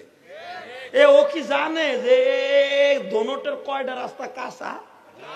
জানে যে বেড়ারা, এই যে বেড়া জানে তার ইউনিয়নে কয়টা রাস্তা কাঁচা। ও তো 12 বছরের ভিতরে একবার ইউনিয়নও যায় নাই। কথা কর না কেন? ও ক্লাস 9 বছর ক্রিকেটের জাতীয় হিসাবে প্যাট্রিক পাস করে সে ঢুকছে, এরপরে তো বাড়িতেই যায় নাই। তো যদি লাভ দিয়ে যায় এই বাবু বাবুর মতো কয় আমি এমপি, ও কি ছাতা বুঝবে জনগণের দরদ? কথা কর না কেন? দিতে হবে এই সমস্ত নেতাগুলারে যারা জনগণের রক্তের সাথে মিশে আছে। যাওগা প্রধানমন্ত্রী কি মনে করে দিয়েছে, দেও দেহি কি হয়। কথা কর না কেন? কষ্ট হইতেছে? অজ্ঞতা তামার কি? সারা জীবন যে বিটা অভিনয় করছে, জলি মাই তুমকো প্যার করতি হো। ও বাবা, না ও ফেরদাউস। কথা কর না কেন? ফারুক হলো ঢাকার ছেলে, ঢাকার ছেলে। আমার এলাকায় বাড়ি, মিরপুরে বাড়ির ফারুক, যে ফারুক মারা গেছে, হ্যাঁ আসনি তো দিছে চান্দুরে। কথা কর না কেন? এই ফারুক হলো জন্মগত ভাবে ঢাকাইয়া, ঢাকার ছেলে। সে জানে কয়টা অলি গলি ঢাকায় আছে। তাগো হাতে পাঠান বংশ, পাঠান বংশ মিরপুর একটা ঐতিহ্যবাহী বংশ। মিয়া গাবতলি, এই ডিপজলের বংশ আর ফারুকের বংশ একই বংশ। তো আমি তো জানি, আমার ওখানে বাড়ি, আমি তো জানি এই ফারুক জানে কয়টা রাস্তা। ওই ঢাকা জন্ম দিছে এই পাঠান বংশ, এই ফারুকের বংশ। এখন এই ফারুক সাহেব এমপি ছিল বিদায়, নায়ক ছিল বিদায়, এক নায়ক নলারে ধরাই দিছে। ওর বাড়ি তো কুমিল্লা, ও কি ছাতাটা বুঝে? কথা কর না কা? ও সারা জীবন করছে অভিনয়। কেমনে কি হইয়া ইচিংকিম পাকা চি চি চি। কথা কর না কেন? আর মাত্র 3 মিনিট কথা কম, কিন্তু মনে রাখবেন বাবা, জনগণের দরদ কেউ বুঝে না, জনগণের দরদ কেউ বুঝে না। এই যে আমার বাজানরা যে রাতের অন্ধকারে কাজ করে, সারের দাম ঠিকই বাড়তাছে, পেঁয়াজের দাম ঠিকই বাড়তাছে। কেমনে বাড়বে না কোন? জনগণের ভিতরে তার এমপি মন্ত্রী, বাণিজ্যিক মন্ত্রী একবারও সিরাজগঞ্জ আসে না, দমোটে আসে না। আর বাণিজ্যিক মন্ত্রী এমন একটা মন্ত্রী, সে নিজে একজন ব্যবসায়ী। কষ্ট হইতেছে? আমি তো আপনাকে পক্ষে কথা কইতেছি। আমি জানি এইগুলা কইলে আমার কালারিং হবে, তাতে কিছু আসে জানো, ওই যে গোপালগঞ্জের সাইনবোর্ড আছে যে, সবাই পারবো না, আমি পারবো ইনশাল্লাহ। মারহাবা বলেন। কষ্ট হইতেছে? আর মাত্র 2 মিনিট কথা কম। শরীর আজকে ভালো না, আমি এই জন্য আমার বাইরে অনুরোধ করছিলাম আমার 9টা উড়ান ভাই, আমি কিছু কথা কয়ে যাই। যাওগা, হ্যাঁ তোর উপরে আল্লাহর গজব পড়ুক। তুই আলেমদের দুশ্মন, তুই মমতাজ রিয়ালনে কয় লাখ দিতে মগার ফমগা। চপ বেটা, এই পিছনে যা বাটপার, আসলে পাগল এটা। সাহস কত বড়, তুই একজন আলেমরে কিনতে পারবি মগা হারামি? কিনে দেখছো একজন আলেমরে? তোর মতো 4টা দারোয়ান আমার বাড়ির দারোয়ান বেটা, আল্লাহর মেহেরবানিতে। আলহামদুলিল্লাহ বলতে পারেন না? আলেমুল আমার টাকা দিলে মনে রাখবেন, আলেমুল আমার দিয়ে মসজিদ মাদ্রাসা করে। যেই হুজুর আমার দাওয়াত দিয়েছে জিজ্ঞেস করবেন, 4 কোটি টাকা খরচ করে একটা মসজিদ বানাইছি।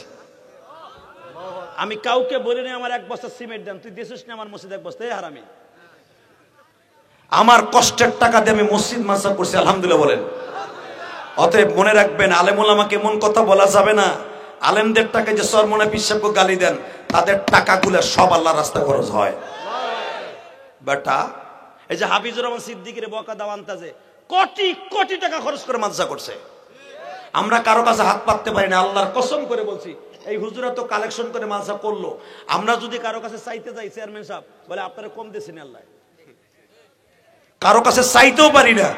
এই যে ছাত্রদের 200 ছাত্র বোর্ডিং এ খাওয়াই, আল্লাহর সাক্ষী দ্রব্য মূল্যের দাম এত বেশি। আপনাকে উত্তরবঙ্গের বেশি ছাত্র আমার মাদ্রাসায়, রংপুর, দিনাজপুর, আপনাকে বগুড়া, শেরপুরে অনেক ছেলে আছে।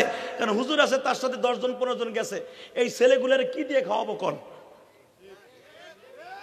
আপনাকে চাইলে তো একটা তেল দেবে, আর যদি কই তুই 500 টাকা দে আমার তেল দে, ও দৌড় মারবে লুঙ্গি উঁচা করে। ও কথা কন না কেন? ও মনে 100 টাকাও দান করে নাই মাদ্রাসায়। ও সামনে কয়টা হাকুম নিয়ে, আল্লাহর হেফাজত করুক, জোরে কানা আমিন। তোরে শিক্ষা দিয়ে গেলাম, জীবনে কোনোদিন আলেম ওলামাকে এই কথা বলবি না। আলেমদের টাকাগুলো আল্লাহর রাস্তায় খরচ হয়, এটা মনে রাখবি। আলেমদের ভালো চোখে দেখবি, ভালো থাকবি। তা না হলে যে রাস্তা দিয়ে যাবি, গাড়ির নিচে বইটা বাইটে যাবি। আল্লাহ হেফাজত করুক, জোরে কানা আমিন। কষ্ট হইতেছে? আর মাত্র 2 মিনিট। কয় মিনিট করবো কোন? সারা রাত বয়ে থাকবেন ইনশাল্লাহ, দেই না। মারহাবা কোন? নারায়ে তাকবীর, লিল্লাহি তাকবীর, দিন ইসলাম, দিন ইসলাম, দিন ইসলাম, দিন ইসলাম, মারহাবা। আর একটা কথা বলবেন, দিন ইসলাম, দিন ইসলাম কায়েম হোক, কায়েম হোক ইনশাআল্লাহ। দিন ইসলাম, দিন ইসলাম। এখন আর একটা দেশের নাম বলবো, আপনার জিন্দাবাদ, জিন্দাবাদ বলুন, ঠিক আছে? ফিলিস্তিন, ফিলিস্তিন, ইসরাইল, ইসরাইল, নিবাজ্জাত, ধ্বংস হোক। আলহামদুলিল্লাহ বলেন। এবার এই যে ইসরায়েল যে দেখেন, ইসরায়েলের উৎপত্তি কিন্তু বনি ইসরাইল, অর্থাৎ ইয়াকুব নবীর থেকে এরা এই দুনিয়া আইছে। এরা হাজার হাজার নবীরে জবাই দিছে, মুরগির মতো জবাই। এত বড় অভিশপ্ত, এরা কেন বাইতুল মুকাদ্দাসের সাথে বেয়াদবি করবে না বলেন? আর এদের পরে আল্লাহর গজব কেন নামবে না? টুডু টুমোর গজব আসবে ইনশাআল্লাহ বলেন। এদের সাথে যুদ্ধ করেছে ইয়াকুব নবী, এদের সাথে যুদ্ধ করেছে দাউদ নবী, এদের সাথে যুদ্ধ করেছে সুলাইমান নবী, এদের সাথে যুদ্ধ করেছে আইয়ুব নবী, এদের সাথে যুদ্ধ করেছে ইউনূস নবী, এদের সাথে যুদ্ধ করেছে পৃথিবীর সব নবী। এমনকি ইউসুফ আলাইহিস সালামকে তারা মারার জন্য বহুত ষড়যন্ত্র করছে, পারে নাই ইনশাআল্লাহ বলেন। ইউনূস নবীরে মারার জন্য বহুত চেষ্টা করছে, লাশ পর্যন্ত আমার নবীরেও মারার জন্য চেষ্টা করছে। জানেন আপনারা? আলেমদের কাছে জিজ্ঞেস করেন, আমার নবীকে মারার জন্য ইহুদির বাচ্চারা বহুত চেষ্টা করছে। শুধু তাই নয়, মৃত্যুর পরে আমার নবীর লাশও শুরু করতে চেষ্টা করছে। আপনারা জানেন ডেভিড আর কেলিক্স, এই ডেভিড আর কেলিক্সকে একসাথে এরা আলেম শিক্ষা দিয়া সেই ব্রিটেন থেকে দাড়ি সুন্দর করে রাইখা মাদ্রাসায় ট্রেনিং দিয়া মদিনায় পাঠাইছে, নবী মুহাম্মদের লাশ চুরি করে নিয়ে আসবি। যেই ঘরের থেকে আমার নবীর লাশ চুরি করতে আসছিল ওই ঘরটা আমি গুনাহগার 2004 সালে দেখেছিলাম। এখন এইটা তার কাটা দিয়ে ঘেরাও দিয়ে মসজিদ বানায় ফেলেছে, পুরা সীসা দিয়ে ঢালাই দিয়ে দিছে। আলহামদুলিল্লাহ বলেন না? বাজানডে ডেবিটার কেলিক্স সুরঙ্গ রাস্তা খনন করতে করতে নবীর পা পর্যন্ত চলে আসছে।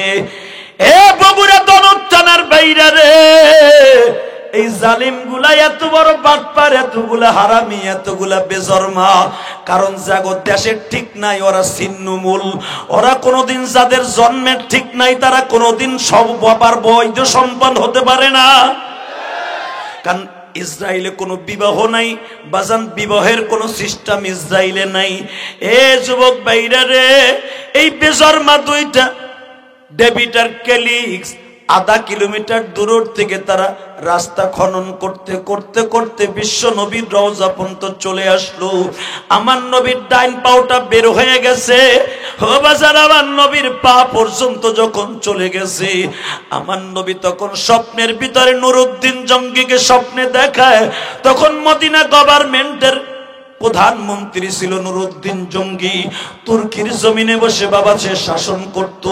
বিশ্বনবী স্বপ্নে দেখায় নুরুদ্দিন রে, এই মদিনা আমি নবীর দাঁত ভাঙা মদিনা,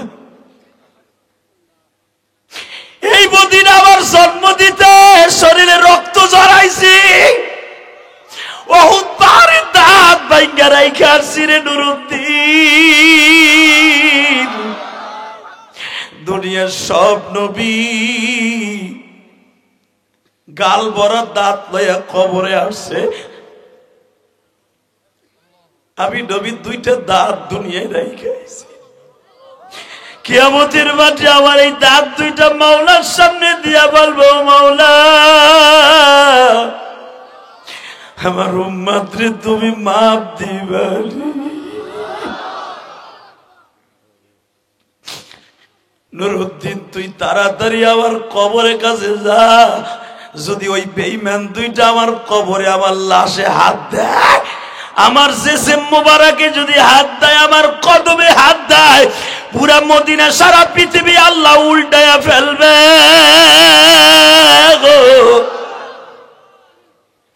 নুরুদ্দিন স্বপ্নের ভিতরে বললেন, ইয়া রাসূলুল্লাহ আপনি ওই বেঈমান দুইটার ছবি আমার একটু দেখায় দেন। নবী আবার বলে, এই যে বেঈমান দুইটার ছবি দেখে লও। নুরুদ্দিন ওই রাত্রি বাবা ঘোড়ায় সওয়ার হইলেন, ঘোড়ারে কদম দিয়ে বললেন, ঘোড়ারে আর একটা রাত সময় পাইলি আমার নবীর জিসিম মুবারকে শরীরে হাত দিবে বেঈমান। আমি নুরুদ্দিন জঙ্গি এই তুরস্ক থেকে, এই ফিলিস্তিন থেকে, তখন তুরস্ক ছিল বাবা ফিলিস্তিনের মধ্যে, আমি এই ফিলিস্তিন থেকে মদিনায় যাইতে আমার অন্তত 4 দিন সময় লাগবে। আমার সময় তুই লাগাবি মাত্র 1 দিন। তুই আমার মাওলারে বইলা দে তোর পায়ের মধ্যে যেন আল্লাহ কুদরতি শক্তি দিয়ে দে। বাজান আটলান্টিক গ্রিস নদী পার হচ্ছে, ঘোড়ার পায়ে কোনো পানি লাগে না। নুরুদ্দিন জঙ্গি মাত্র ওই একটা রাত আর একটা দিন, এই 1.5 দিনের মধ্যে বাবা মদিনার ভূখণ্ডে চলে আসছে। মাগরিবের টাইমে নুরুদ্দিন জঙ্গি মসজিদে নববীর সদর দপ্তরে দাঁড়ায়া বলে, এই মদিনার বাহিরে একজনও 3 দিন পর্যন্ত বের হবে না। আমি মদিনার গভর্নমেন্টের প্রেসিডেন্ট বললাম, 3 দিন সময় দিলাম, একটা প্রাণীও পুরুষ আর মহিলা মসজিদে নববীর থেকে কোনো পুরুষ কোনো মহিলা বের হবে না। খাওন দাওন গোসল সব মসজিদে হবে।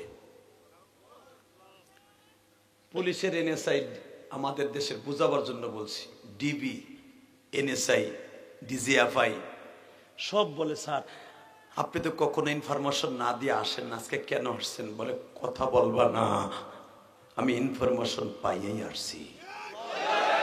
জোরে জোরে জোরে জোরে। কত বড় আশিকে রাসূল ছিল এরা মদিনা। এই বেজরমা ইহুদির বাচ্চারা কত বড় বেজরমা তাই দেখাও। এরা চেয়েছিল তোরা নবী মোহাম্মদ দিয়ে বাহাদুরি দেখাস, তোরা বলস নবী জিন্দা কবরে শোয়া, তোর নবীর আইনা কাইটা আরব সাগরে বাসাই দিব। এদের প্ল্যান ছিল এইটা। কষ্ট হইতেছে থাকা নেই দেখে এখন কানবেন। দেখবো আমি আশেকের আসলে এখানে কয়জন আছেন আমার নবীর যদি স্বপ্নে দেখতে চান নুরুদ্দিন জঙ্গির মতো চোখের পানি দেয়া আমার নবীর ইশক অন্তরে ঢুকান, আপনি ঠিকই চোখের পানি যারা ফেলবেন আমার নবীরে দেখতে পারবেন। আর জীবনে একটা দিন যদি আমার নবীরে দেখতে পারেন আপনার জন্য জান্নাত ওয়াজিব, জাহান্নাম হারাম। নুরুদ্দিন জঙ্গি বলেন কেউই বের হবে না। সমস্ত ডিপার্টমেন্টের সমস্ত পুলিশ, আমি বুঝাবার জন্য বলছি, ওই জামানায় তার বিডিআর আর্মি ছিল না, বাহিনী একটাই ছিল, বুঝাবার জন্য বলছি। আর্মি পুলিশ বিডিআর আনসার যা আছে সব মসজিদ নববী ঘেরাও করে বসে আছে। সবাই সমালোচনা করতেছে বাচ্চার মাথা বুড়া বসে পাগল হয়ে গেছে। বাজানরে নুরুদ্দিন জঙ্গি বললেন যারা মসজিদে ঢুকছে একটা পুরুষও বের হবে না। নুরুদ্দিন জঙ্গি ভেবেছে এই বেঈমান দুইটা তো কাজ শুরু করার জন্য রাত্রি বের হবে। নবী আমার বলছে আর একটা রাত পাইলে আমার লাশে হাত দেবে, আমার গায়ে হাত দিবে, ওরা রাত্রে বের হবে। নুরুদ্দিন জঙ্গি তার দিয়ে তাকিয়েছে অ্যাটেনশন, কে বের হয়ে দেখবো। বাজানরে ইশারের নামাজটা শেষ হয়ে গেল, খাওয়া দাওয়া মসজিদে শেষ। নুরুদ্দিন জঙ্গি খুতবা দিচ্ছে, পুলিশকে বলে দিছে গোয়েন্দা বিভাগকে দেখবা কে বের হয়।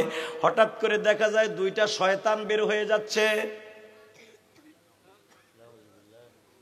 আসলে আপনাকে কষ্ট হয়ে গেছে, আহেন মোনাজাত করে আল্লাহুম্মা আমিন। আল্লাহ আমার ভাইদের কষ্ট হয়েছে, আমিও কষ্ট হয়ে গেছে। আল্লাহ যাই ওয়াজ 1.5 ঘন্টা হয়েছে, তাহলে এবারে সুবহানাল্লাহ বলবেন তো? আমি জানি আপনাদের খুব ভালো লাগতেছে, এই জন্য সাইয়ার হয়েছেন। এমনি কি কি কম না কম এইবার বলবেন, হ্যাঁ ইনশাল্লাহ বলেন তো। এই দুইটা কুত্তা বাইর হইতেছে। আমার নুরুদ্দিন জঙ্গি বলেন দেখো তো এই দুইটা লোক কোথায় যায়। স্যার এরা তো আল্লাহর ওলি, এরা 1.5 বছর মদিনায় আসছে স্যার, এরা কারোবারই খায়ও না, এরা দাওয়াত তাবলীগের দিন ভরে কাজ করে, রাত্রে ঘরের তে বাইরে না। দাওয়াত তাবলীগের কাজ করে লাগ দেখবেন গাঠ ঠেলেই অনেকে যায়, যাইয়া ওই গাঠটির উপরে পাড়া দিয়া ফ্যান চুরি করে, আছে না নাই? এই জন্য কি তাবলীগের দোষ? দোষ তো বদমাইশের। কথা কন না কেন? এটা হলো নেক সুরাতের ধোঁকা। কিন্তু দেখা যাইতেছে নেক, ওরা তো ইবলিস, ঠিক না? রেডি রেডি আল্লাহু আকবার বলেন তো। দেখো তো এই দুইটা কই যায়। স্যার এরা আল্লাহর ওলি। এই আল্লাহ ওয়ালা না আল্লাহ ভোলা এটা আমি জানি, আগে নজর কর কই যায়। উপরে দেখে চক চক করলে শোনা হয় না, এটা এমডি শোনাও হতে পারে। এমডি শোনার ঘর কেউ কেসি গেট তালা 300 টাকার তালা মারে, আর স্বর্ণের দোকানে তালা মারে অন্তত 8টা 10টা, ভিতর দিয়ে মারে, বাইট দিয়ে মারে, লোহার প্যারাক মারে, এরপরে ভয় থাকে, দারোয়ান রাখে। কথা কন না কেন? হ্যাঁ। নুরুদ্দিন জঙ্গি বলে দেখো কোথায় যায়। বাজানরে যখন যাইতেছে হঠাৎ করে যাইয়াই তার দরজা ক্লোজ করে দিছে। নুরুদ্দিন জঙ্গি তাদের পিছনে পিছনে গেছে। ইতিহাস খুলে দেখেন, উলামায়ে কেরামের কাছে জিজ্ঞেস করবেন, দরজা যখন ক্লোজ করে দিছে, লাগায় দিছে, নুরুদ্দিন যে টক টক করে আওয়াজ করতেছে দরজা খুলো। বেঈমান দুইটা পোশাক পাল্টাইতেছে, কারণ যেই ঘরটা তারা ভাড়া নিয়েছে এই ঘরের থেকেই বাবা তারা শুরু করছে কাজ।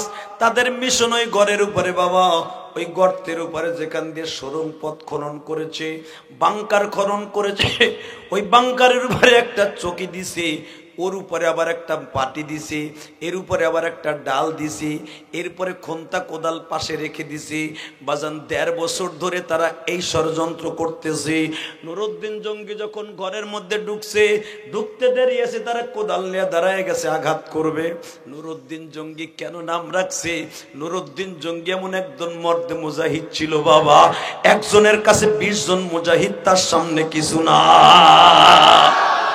সালাউদ্দিন আইয়ুবীর মতো একজন মর্দে মুজাহিদ, যেই সালাউদ্দিন আইয়ুবী এই ফিলিস্তিনকে বাবা 1 যুগের উপরে শাসন করছে। সালাউদ্দিন আইয়ুবীর বিবি নিজে টুপি সেলাই করে সংসার চালাইতো। কি মনে করেন আপনি? এই সালাউদ্দিন আইয়ুবীর মতো একটা মর্দে মুজাহিদ নুরুদ্দিন জঙ্গি বেঈমান দুটারে কুকুরের মতো বাবান বেঁধে ফেললেন, জনমের মতো মাইর দিয়া দুনিয়ার থেকে খতম করলেন কুত্তা দুটারে। সমস্ত সৈন্য সামন্ত আশ্চর্য হয়ে গেল, যারা 1.5 বছরের ভিতরে কারোর সাথে কোনো কথা বলে না, তাদেরকে আমাদের বাদশা এইভাবে মারলো, বুঝতে পারলাম না। এখন চোখের পানি ফেলায় কাঁদবা আশিকের রাসূল ভাইরা।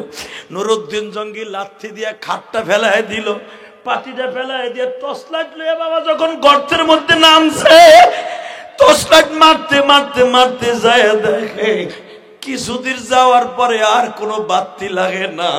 আমার নবীর শরীরের আলোতে পুরা গর্ত আলো হয়ে গেছে, পুরা গর্ত আলো হয়ে গেছে।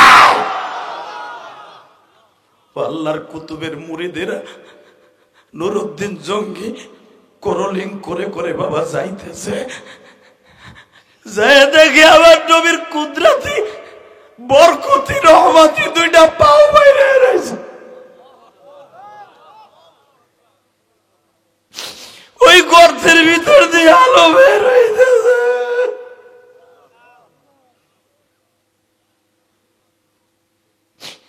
নুরুদ্দিন জঙ্গি ওখানে বসি আমার আল্লাহর কুদরতি পায় ওই সরং রাস্তার মধ্যে বসিয়া আল্লাহর প্রশংসা করে আর কান্দে আর বলে, মালিক রে,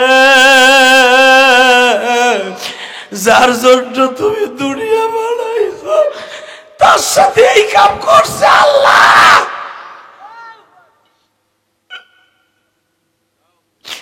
আল্লাহ দেখো তোমার নবীর কথা শুনিয়া যারা কান্দে, এদের মধ্যে কে কি গুনাহ করছে আমি জানি না। তোমার নবীর ইশকে পড়িয়া যাদের চোখে পানি আসবে, এদের মা দুঃখিনীরে মাফ করে দিবা, বাবারে মাফ করে দিবা, নুরুদ্দিন জঙ্গির মতো অলি বানায় দিবা। নুরুদ্দিন জঙ্গি আমার নবীর পাও 2টারে কদম 2টারে বুকের মধ্যে লাগাইয়া কোরআন শরীফের মতো কান্দে আর বলে, নবী গো নবী,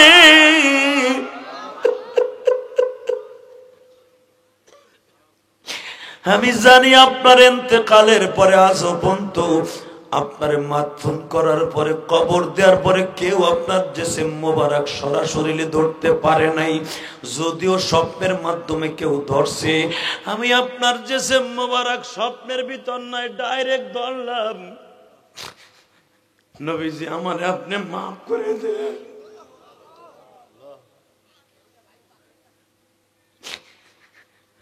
নুরুদ্দিন আমার নবীর কদম বুকে নিয়ে কাঁদতে কাঁদতে বাবা বেহুশ হয়ে গেলেন। ওই বেহুশ অবস্থা আমার নবী নুরুদ্দিনের মাথায় হাত দিয়ে বলে, নুরুদ্দিন রে, একটা শর্তে তোরে আমি ক্ষমা করব, মদিনার প্রেসিডেন্ট সারা জীবন থাকবি, আমার কবর আর আমার 2 শ্বশুরের কবর, আবু বকর আর ওমরের কবর সহ কিয়ামত পর্যন্ত 100 ফুট মাটির নিচ থেকে সীসা দিয়ে ডালাই দিয়ে দিবি, ডালাই দিয়ে দিবি, ডালাই দিয়ে দিবি, ডালাই দিয়ে দিবি। বাজান এখন আমার নবীর রওজা সীসা দিয়ে ডালাই দিয়ে দেখেন হাদি সাহেবরা, এটা আমার নবীর কবর ভেদ করার মতো ক্ষমতা কারণ নাই। এই বদমাইশের জাত, এই বনি ইসরাইলের জাত, এই যে বাজান রে বেজন্মার জাত, এরা কিন্তু আমার নবীর ইন্তেকালের পরে আর আগে কম চেষ্টা করে নাই গো বাবা। আমার নবীর যখন 8 বছর বয়স, চাচার সাথে বাবা এই ফিলিস্তিন ব্যবসা করতে গেছে, তখন ফিলিস্তিন নাম না, ফিলিস্তিনের নাম ছিল শাম। কি নাম? কি নাম? কি নাম? শাম দাস ছিল এই দেশের নাম। 8 বছর বয়সে আমার নবী চাচার সাথে ফিলিস্তিন গেছে, যেখানে মা মারিয়ামের কবর। এই মসজিদে আকসার পাশে নবী মাল লয়ে যখন গেছে, এই বেজরমা ইহুদির বাচ্চারা নবীরে মারার জন্য ডাল সরকি নিয়ে আসছিল। নবীর চাচা জীবনকে বাজি রাইখে মক্কায় নিয়ে আসছে। আমি আপনাদের দুইটা পাও ধরে বলে দিয়ে যাই, এখানে শেষ না গো বাবা। আমার নবী যখন তার মায়ের সাথে কবর দেখতে মদিনায় গেছে, তখন বুহাইরা রাহেব একজন ইহুদির পাদ্রী ছিল, ইহুদিদের আলেম। সে আমার নবীর মাইরে ফেলানোর জন্য 160 কিলোমিটার দূর থেকে বেঈমান মদিনায় আসছে। যখন আমার নবীর চেহারাটা দেখছে, তার মায়া লেগে গেছে। আমার নবীর চেহারা মোবারকের মধ্যে এমন বরকত ছিল বাবা, আমার নবীর দেখলে আর ক্ষুধা লাগতো না। আমার নবীর দেখলে কেউ পানির পিপাসা লাগতো না। আমার নবীর দেখলে কেউ কোলে না নিয়ে পারতো না। ওই 160 কিলোমিটার দূর থেকে আসছে, আমার নবীর বাইরে ফেলবে। আমেনা লাভ দিয়ে আমার নবীর কোলে নিয়ে কয়, বাবা ও বাবা তুই এদিকে আয়, এই লোকটার চাওনি বেশি ভালো না। হে যুবক তুই উঠিস না, হে ভাই এই বয় ভাই 5টা মিনিট বয়, আমি অসুস্থ মানুষ বয়। এই আমি তোদের পাও ধরে গেলাম, জীবনে আর দেখা হবে কিনা জানি না। যদি দেখা না হয় কিয়ামতের মাঠে দেখা হবে ভাই। এই কোরআন হাতে নিয়ে বলে গেলাম, আমি অনেক কষ্ট করে মাহফিল করি। কেন জানো? আমি 2টা ওয়াজ করি না, আমি প্রতিদিন 1টা ওয়াজ করি। আমার টাকা আমি হালাল করে নেই। আমি 30, 35, 40 মিনিট ওয়াজ করি না। আমি ঘাম ঝরারেও পয়সা নেই, আর আমার টাকাগুলো সব আল্লাহ রাস্তায় খরচ হয়। তুই আগে দেখবি আমি কি করি। 4 কোটি টাকা খরচ করে একটা মসজিদ বানাইছি বাবা, ঢাকা কেরানীগঞ্জ। মানে প্রধানমন্ত্রী ফ্যামিলিতে বিয়ে করছি, ইচ্ছে করলে প্রধানমন্ত্রীকে চাইলে কোটি টাকার উপরে পাইতাম। জীবনে হাত পাতি নাই। আমি পাতলে আপনাদের কাছে পাচ্ছি, কোনো বড় লোকের কাছে পাতি নাই। এই যে আপনারা মোসাবার ভিতরে 100টা টাকা দিলেও আমি মসজিদে খরচ করি। এই কোরআন হাতে নিয়ে বলে গেলাম, কারণ আমার বাড়ি গাড়ির আর দরকার নাই, বাড়ি গাড়ি বহুত করছি। আল্লাহ একজন মানুষকে থাকার জন্য যা দরকার তাও আল্লাহ আমাকে দিছে। এখন জান্নাতের বাড়ি করার জন্য আমি ঘুরতেছি দেশ বিদেশে, আলহামদুলিল্লাহ বলতে পারলেন না? আপনারা যে টাকাটা দিয়েছেন এই টাকাটাও মসজিদে চলে গেছে। আমি মসজিদ করতে যে বাবা এখনো 23 লক্ষ টাকা ঋণী। কারণ আপনাকে মসজিদ মাসে কমিটি আছে, আমার কোনো কমিটি নাই। আমি একা আল্লাহর সাথে নিয়ে করছি। আমি রাত্রে টাকা কামাই, সকালবেলা বিল দেই। যদি আপনার বিশ্বাস নয় যায় দেখবেন। যদি আমি মিথ্যা কথা বলে থাকি, আপনি গেছিলেন না দাওয়াত দিতে? জিজ্ঞেস করেন এর কাছে, মোতামিরে জিজ্ঞেস করো। মিথ্যা কথা বললে আপনাকে জুতা আর আমার গাল।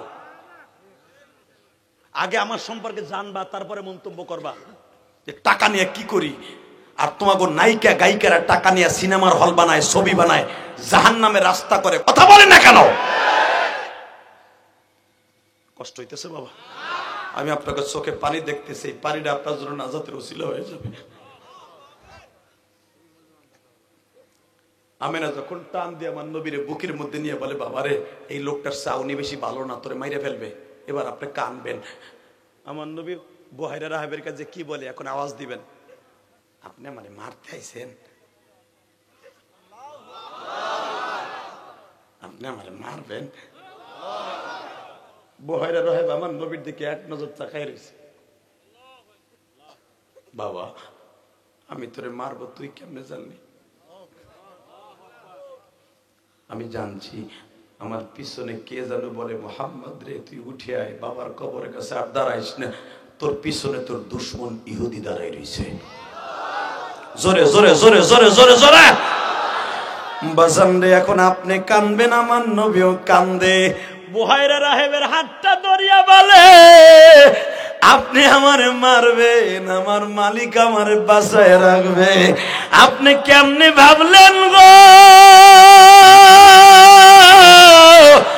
আপনার ইনজিল কিতাবে আমার সব অ্যাড্রেস আছে, আমার মায়ের নাম কি, বাবার নাম কি, এখানে আমার বাবার কবর। আপনি যদি ইনজিল কিতাবে পেয়ে থাকেন, যেই মালিক আপনারে জানার ক্ষমতা দিছে গো, ওই আল্লাহ আমারে বাঁচাই রাখার ক্ষমতাও তার হাতে। বুহাইরা রাহেব নবীরে কোলে নিয়ে 2 গালে চুমা দিয়া বলে, আমেনা রে আমেনা, আমি জাতের কসম করে বলছি, আমি কিন্তু তোর ছেলে মুহাম্মাদের দুশমন। আমি যদি তোর ছেলেটার খবর এখন মাত্র 10 কিলোমিটার দূরে যাইয়া দেই, খ্রিস্টান পাদ্রীদের কাছে দেই, আমি কিন্তু হাজার হাজার টাকা পুরস্কার পাবো। কিন্তু তোর মুহাম্মাদের চেহারা দেখে আমার এত মায়া লাগছে রে আমেনা, আমি জানতাম না তোর সন্তানের চেহারার মধ্যে এত মায়া। কিন্তু আমার একটা প্রশ্ন, ওই গডের কাছে, তারা তো গড বলে, আল্লাহ বলে না বাবা, বলে ওই গডের কাছে একটাই প্রশ্ন, যেই মানুষটার এত দামি বানাইলো, ওই মানুষটার কেন এতিম বানাইলো?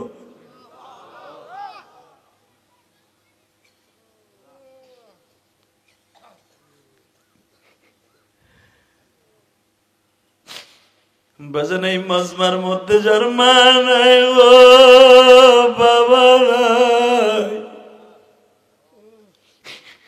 আমার জনম দুঃখিনী মা গোপালগঞ্জের জমিনে ঘুমাই আছে।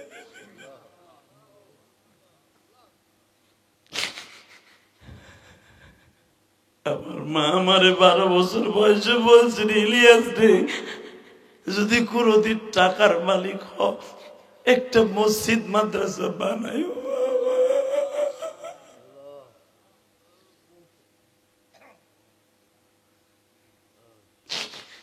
আমি আমার মায়ের স্বপ্ন পুরা করার জন্য যুবক ভাইরা, আমি তোদের 2টা পাও ধরছি, এই কোরআন বুকি নিয়ে বলে গেলাম, আমি আমার মায়ের অর্ডারটা পালন করার জন্য মানুষের কাছ থেকে কষ্ট করে করে ঘাম ঝরায় পয়সা কামাইয়ে কোটি কোটি টাকা খরচ করে একটা মসজিদ মাদ্রাসা বানাইছি, একটা মাত্র কারণ, নিজে জায়গা কিনে নিজে বানাইছি আল্লাহর হুকুমে সন্তুষ্ট করতে। আমার মা বলছিল, ইলিয়াস যে তোমার নানাই গোপালগঞ্জের মধ্যে বড় আলেম, তোমার নানাও যেমন একটা মসজিদ করছে, তুমি একটা মসজিদ বানাইও। বাবা আমি জানি, আমি যদি একটা মসজিদ বানাই, আমার নবী বলছে, মান বানা ইলাল্লাহি মাসজিদান বানাল্লাহু লাহু বাইতান ফিল জান্নাহ, যে আমি আল্লাহর ঘর বানাই দিব, আমি আল্লাহ তাকে জান্নাতে ঘর বানাই দিব। ও বাজান, আমার মায়ের কবরটা জান্নাতের বাগান বানাইতে আমি বানাইছি গো। আমি দেখলাম আপনারাও একটা মসজিদ বানাইছেন, দোয়া করে যাই, এই মসজিদ যারা টাকা দিছেন, 1 বস্তা সিমেন্টও দিছেন, আল্লাহ যেন তাদের জান্নাতের ফয়সালা করিয়ে দেয়। বাবা আমি যদি পারি কোটি কোটি টাকা খরচ করে, 2 তলা কমপ্লিট হয়ে গেছে বাজান, 1,20,00,000 টাকা দিয়ে জায়গা কিনছি, এই পর্যন্ত আমার 4 কোটি চলে গেছে বাবাজি। আমি কাউকে বলি নাই আমার 1 বছর সিমেন্ট দেন, তবে কেউ যদি দেয়, হুজুর আমার মা নাই। এই যে গত পরশু দিন এক মহিলা প্যান্ডেল থেকে আমার মায়ের মসজিদে নাকফুল খুলে দিছে, যেরকম এক মা দেখলাম চুরি দিয়ে দিছে চুলির বালা। আমার এক মা আমার মায়ের মসজিদে টাঙ্গাইল থেকে তার নাকফুল খুলে দিছে, তার স্বামীর দিয়ে নাকফুল।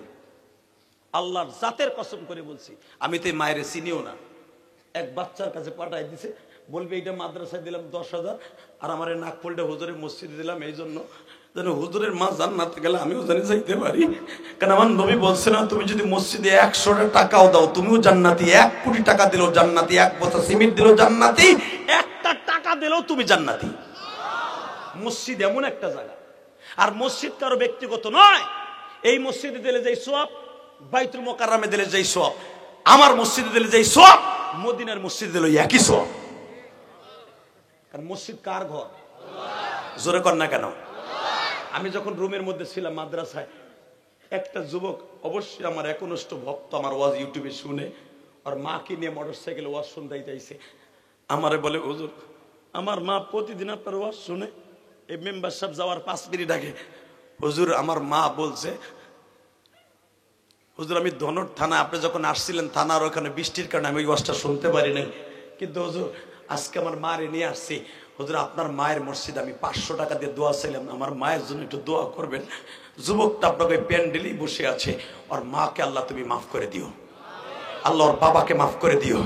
এই কোরআন শরীফ ধরে বলছে, কালকে ওয়াজ করছি সিরাজগঞ্জ সদর থানায়, সায়দাবাদ স্ট্যান্ড বড় মাদ্রাসায়। এই ওই মাহফিলের প্রধান অতিথি ওই মাদ্রাসায় 1 কোটি টাকা দান করছে।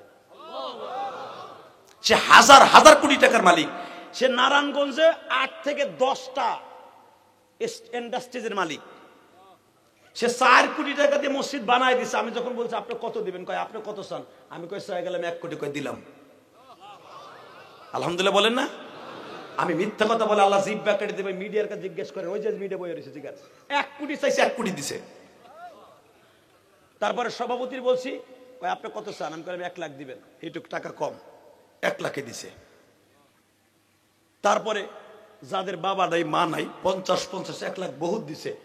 কারণ আমারে তারা 9টায় উঠাইছে, পরান বইরে ওয়াজ করছি, কারণ বাবা আমার তো কুয়াশায় ঢাকায় যেতে হবে, তাই না বাবা? আমি আপনাদের মেহমান, আপনার খালি আপনাকে দিক তাকায়েন না। যে আমি যদি আপনার ভাই হইতাম, আপনি যদি শোনেন যে আমাকে হুজুর অ্যাক্সিডেন্ট করে যমুনার সেতুর উপরে পড়ে রয়েছে, আপনার খারাপ লাগবে না? কথা বলে না কেন? আমার যদি কেউ অপমান করে আপনার খারাপ লাগবে না? কথা বলে না কেন? যে ওয়াজটা আমি মিস করছি, আমি ভাবছিলাম এই কমিটি হয়তো ওখানে গেলে ডিস্টার্ব করবে, কিন্তু এরা এত ভদ্র। এই মেম্বার সাহেব সামনে ছিল, একটা টু শব্দ করে নাই। জাতিগত এরা ভদ্র। আলহামদুলিল্লাহ বলে না কেন? অনেক মাহফিল মিস করলে বক্তারে বকা দেয়, কারণ আমি কেন ইন্ডিয়া গেছি সেটা আমি জানি। কমিটির যখন বুঝাই বলছে, সে বুঝছে যে হুজুর তার বাংলাদেশে থেকে পোকা মিস করে নাই। আর বাবা হরতাল অবরোধ এমন পরিমাণ শুরু হয়, আপনি জানেন? এই যে 2 সপ্তাহ আগে আমি নারায়ণগঞ্জ মাহফিলে যাইতেছি, চেয়ারম্যান সাহেব আমার গাড়ি আর পুলিশের গাড়ির মাঝখানে ককটেল মারছে। মাত্র 5 হাতের জন্য আমার গাড়ির আগুন লেগে যায় নাই। আল্লাহ হেফাজত করছে, আলহামদুলিল্লাহ বলেন। বাবা কত রিক্সে আসি বাবা। আর আগামী কালকে থেকে আবার অবরোধ, লাগাতার অবরোধ। আমি আপনাদের কাছে 2টা পাও ধরছি, এমন লাগে একটু দোয়া করেন। আমরা কিন্তু এই দেশের বক্তার, খেলোয়াড় আর নায়ক নায়িকা যে গ্রুপেরই হোক, তারা কিন্তু সরকারের কাছে একটা এই দেশের সম্পদ। আমরা বাংলাদেশের বাহির থেকে টাকা কামাই আপনাকে কাছ থেকে নিয়ে সরকারে দেই না? আপনাকে টাকা নিয়ে মসজিদ করি, মানসা করি, সরকারের কাছ থেকে তো কিনি। অতএব সরকারের কাছে আমরা কি স্বর্ণের অক্ষরে লেখা না? অতএব আপনাদের কাছে বলবো বাবা, আমার সাথে একটা ওয়াদা দেন তো, মুনাজাত না করে ময়দান ছেড়ে কেউ যাবেন না। কে কে রাজি আছেন? দেখে আল্লাহকে হাত তুলে দেখান তো। আল্লাহ তুমি কবুল করো বগুড়া ধনর থানাবাসী রে। 9 ডিসেম্বর দেখো না আল্লাহ, আল্লাহ একটু দেখো, আমার ভাইরা কিন্তু অনেকেই কাঁদছে। আল্লাহ তুমি দেখো 9 ডিসেম্বর এই হাজার হাজার মানুষ এই রাত 12টার সময় তোমার কাছে 2টা হাত উত্তোলন করে, তোমার কাছে রাত 12:30টার সময় তোমার কাছে হাত তুলন করে বলতেছে এরা জীবনে 1 ওয়াক্ত নামাজ কামাই দিবে না। আল্লাহ এরা মা বাপরে কষ্ট দিবে না, বিশ্ব নবীরে কষ্ট দিবে না, এদের সন্তানগুলাকে মানুষের মতো মানুষ বানাবে। জোরে কোন আমিন, জোরে কোন আমিন। বাবা আমি অসুস্থ শরীরে একটা ওয়াদা করব, এই মাদ্রাসা অনেক বড় হোক। আপনারা চান না? চান? আমি আমার মার জন্য আপনাদের কাছে দোয়া চাই, আপনাদের কাছে দোয়া চাই। 30টা সেকেন্ডে এমন কোন আল্লাহর ওলি আছেন কি কালেকশন হয়ে গেছে গা? আমি কালেকশন করবো না, আমি কয়েকটা বন্ধু বানাবো এখানে। 30টা সেকেন্ডে একটা যুবক আসো কি এখানে? হুজুর আমার বাবার জন্য, মার জন্য আমি এতিমখানা মাদ্রাসায় অথবা এই মসজিদে আমার মায়ের জন্য 10,000 টাকা দিব। একটা লোক প্রথম দাঁড়ান তো, কে আছেন? 10,000 টাকা দিবেন। প্রথম আল্লাহর একটা ওলি কালেকশন হয়ে গেছে, আমি কটা বন্ধু বানাই যাই। শুধু কিয়ামতের মাঠে যদি আমার মসজিদটা কবুল হয়, আপনারে রাইখে আমি যাবো না, ওয়াদা দিয়ে গেলাম। আলহামদুলিল্লাহ।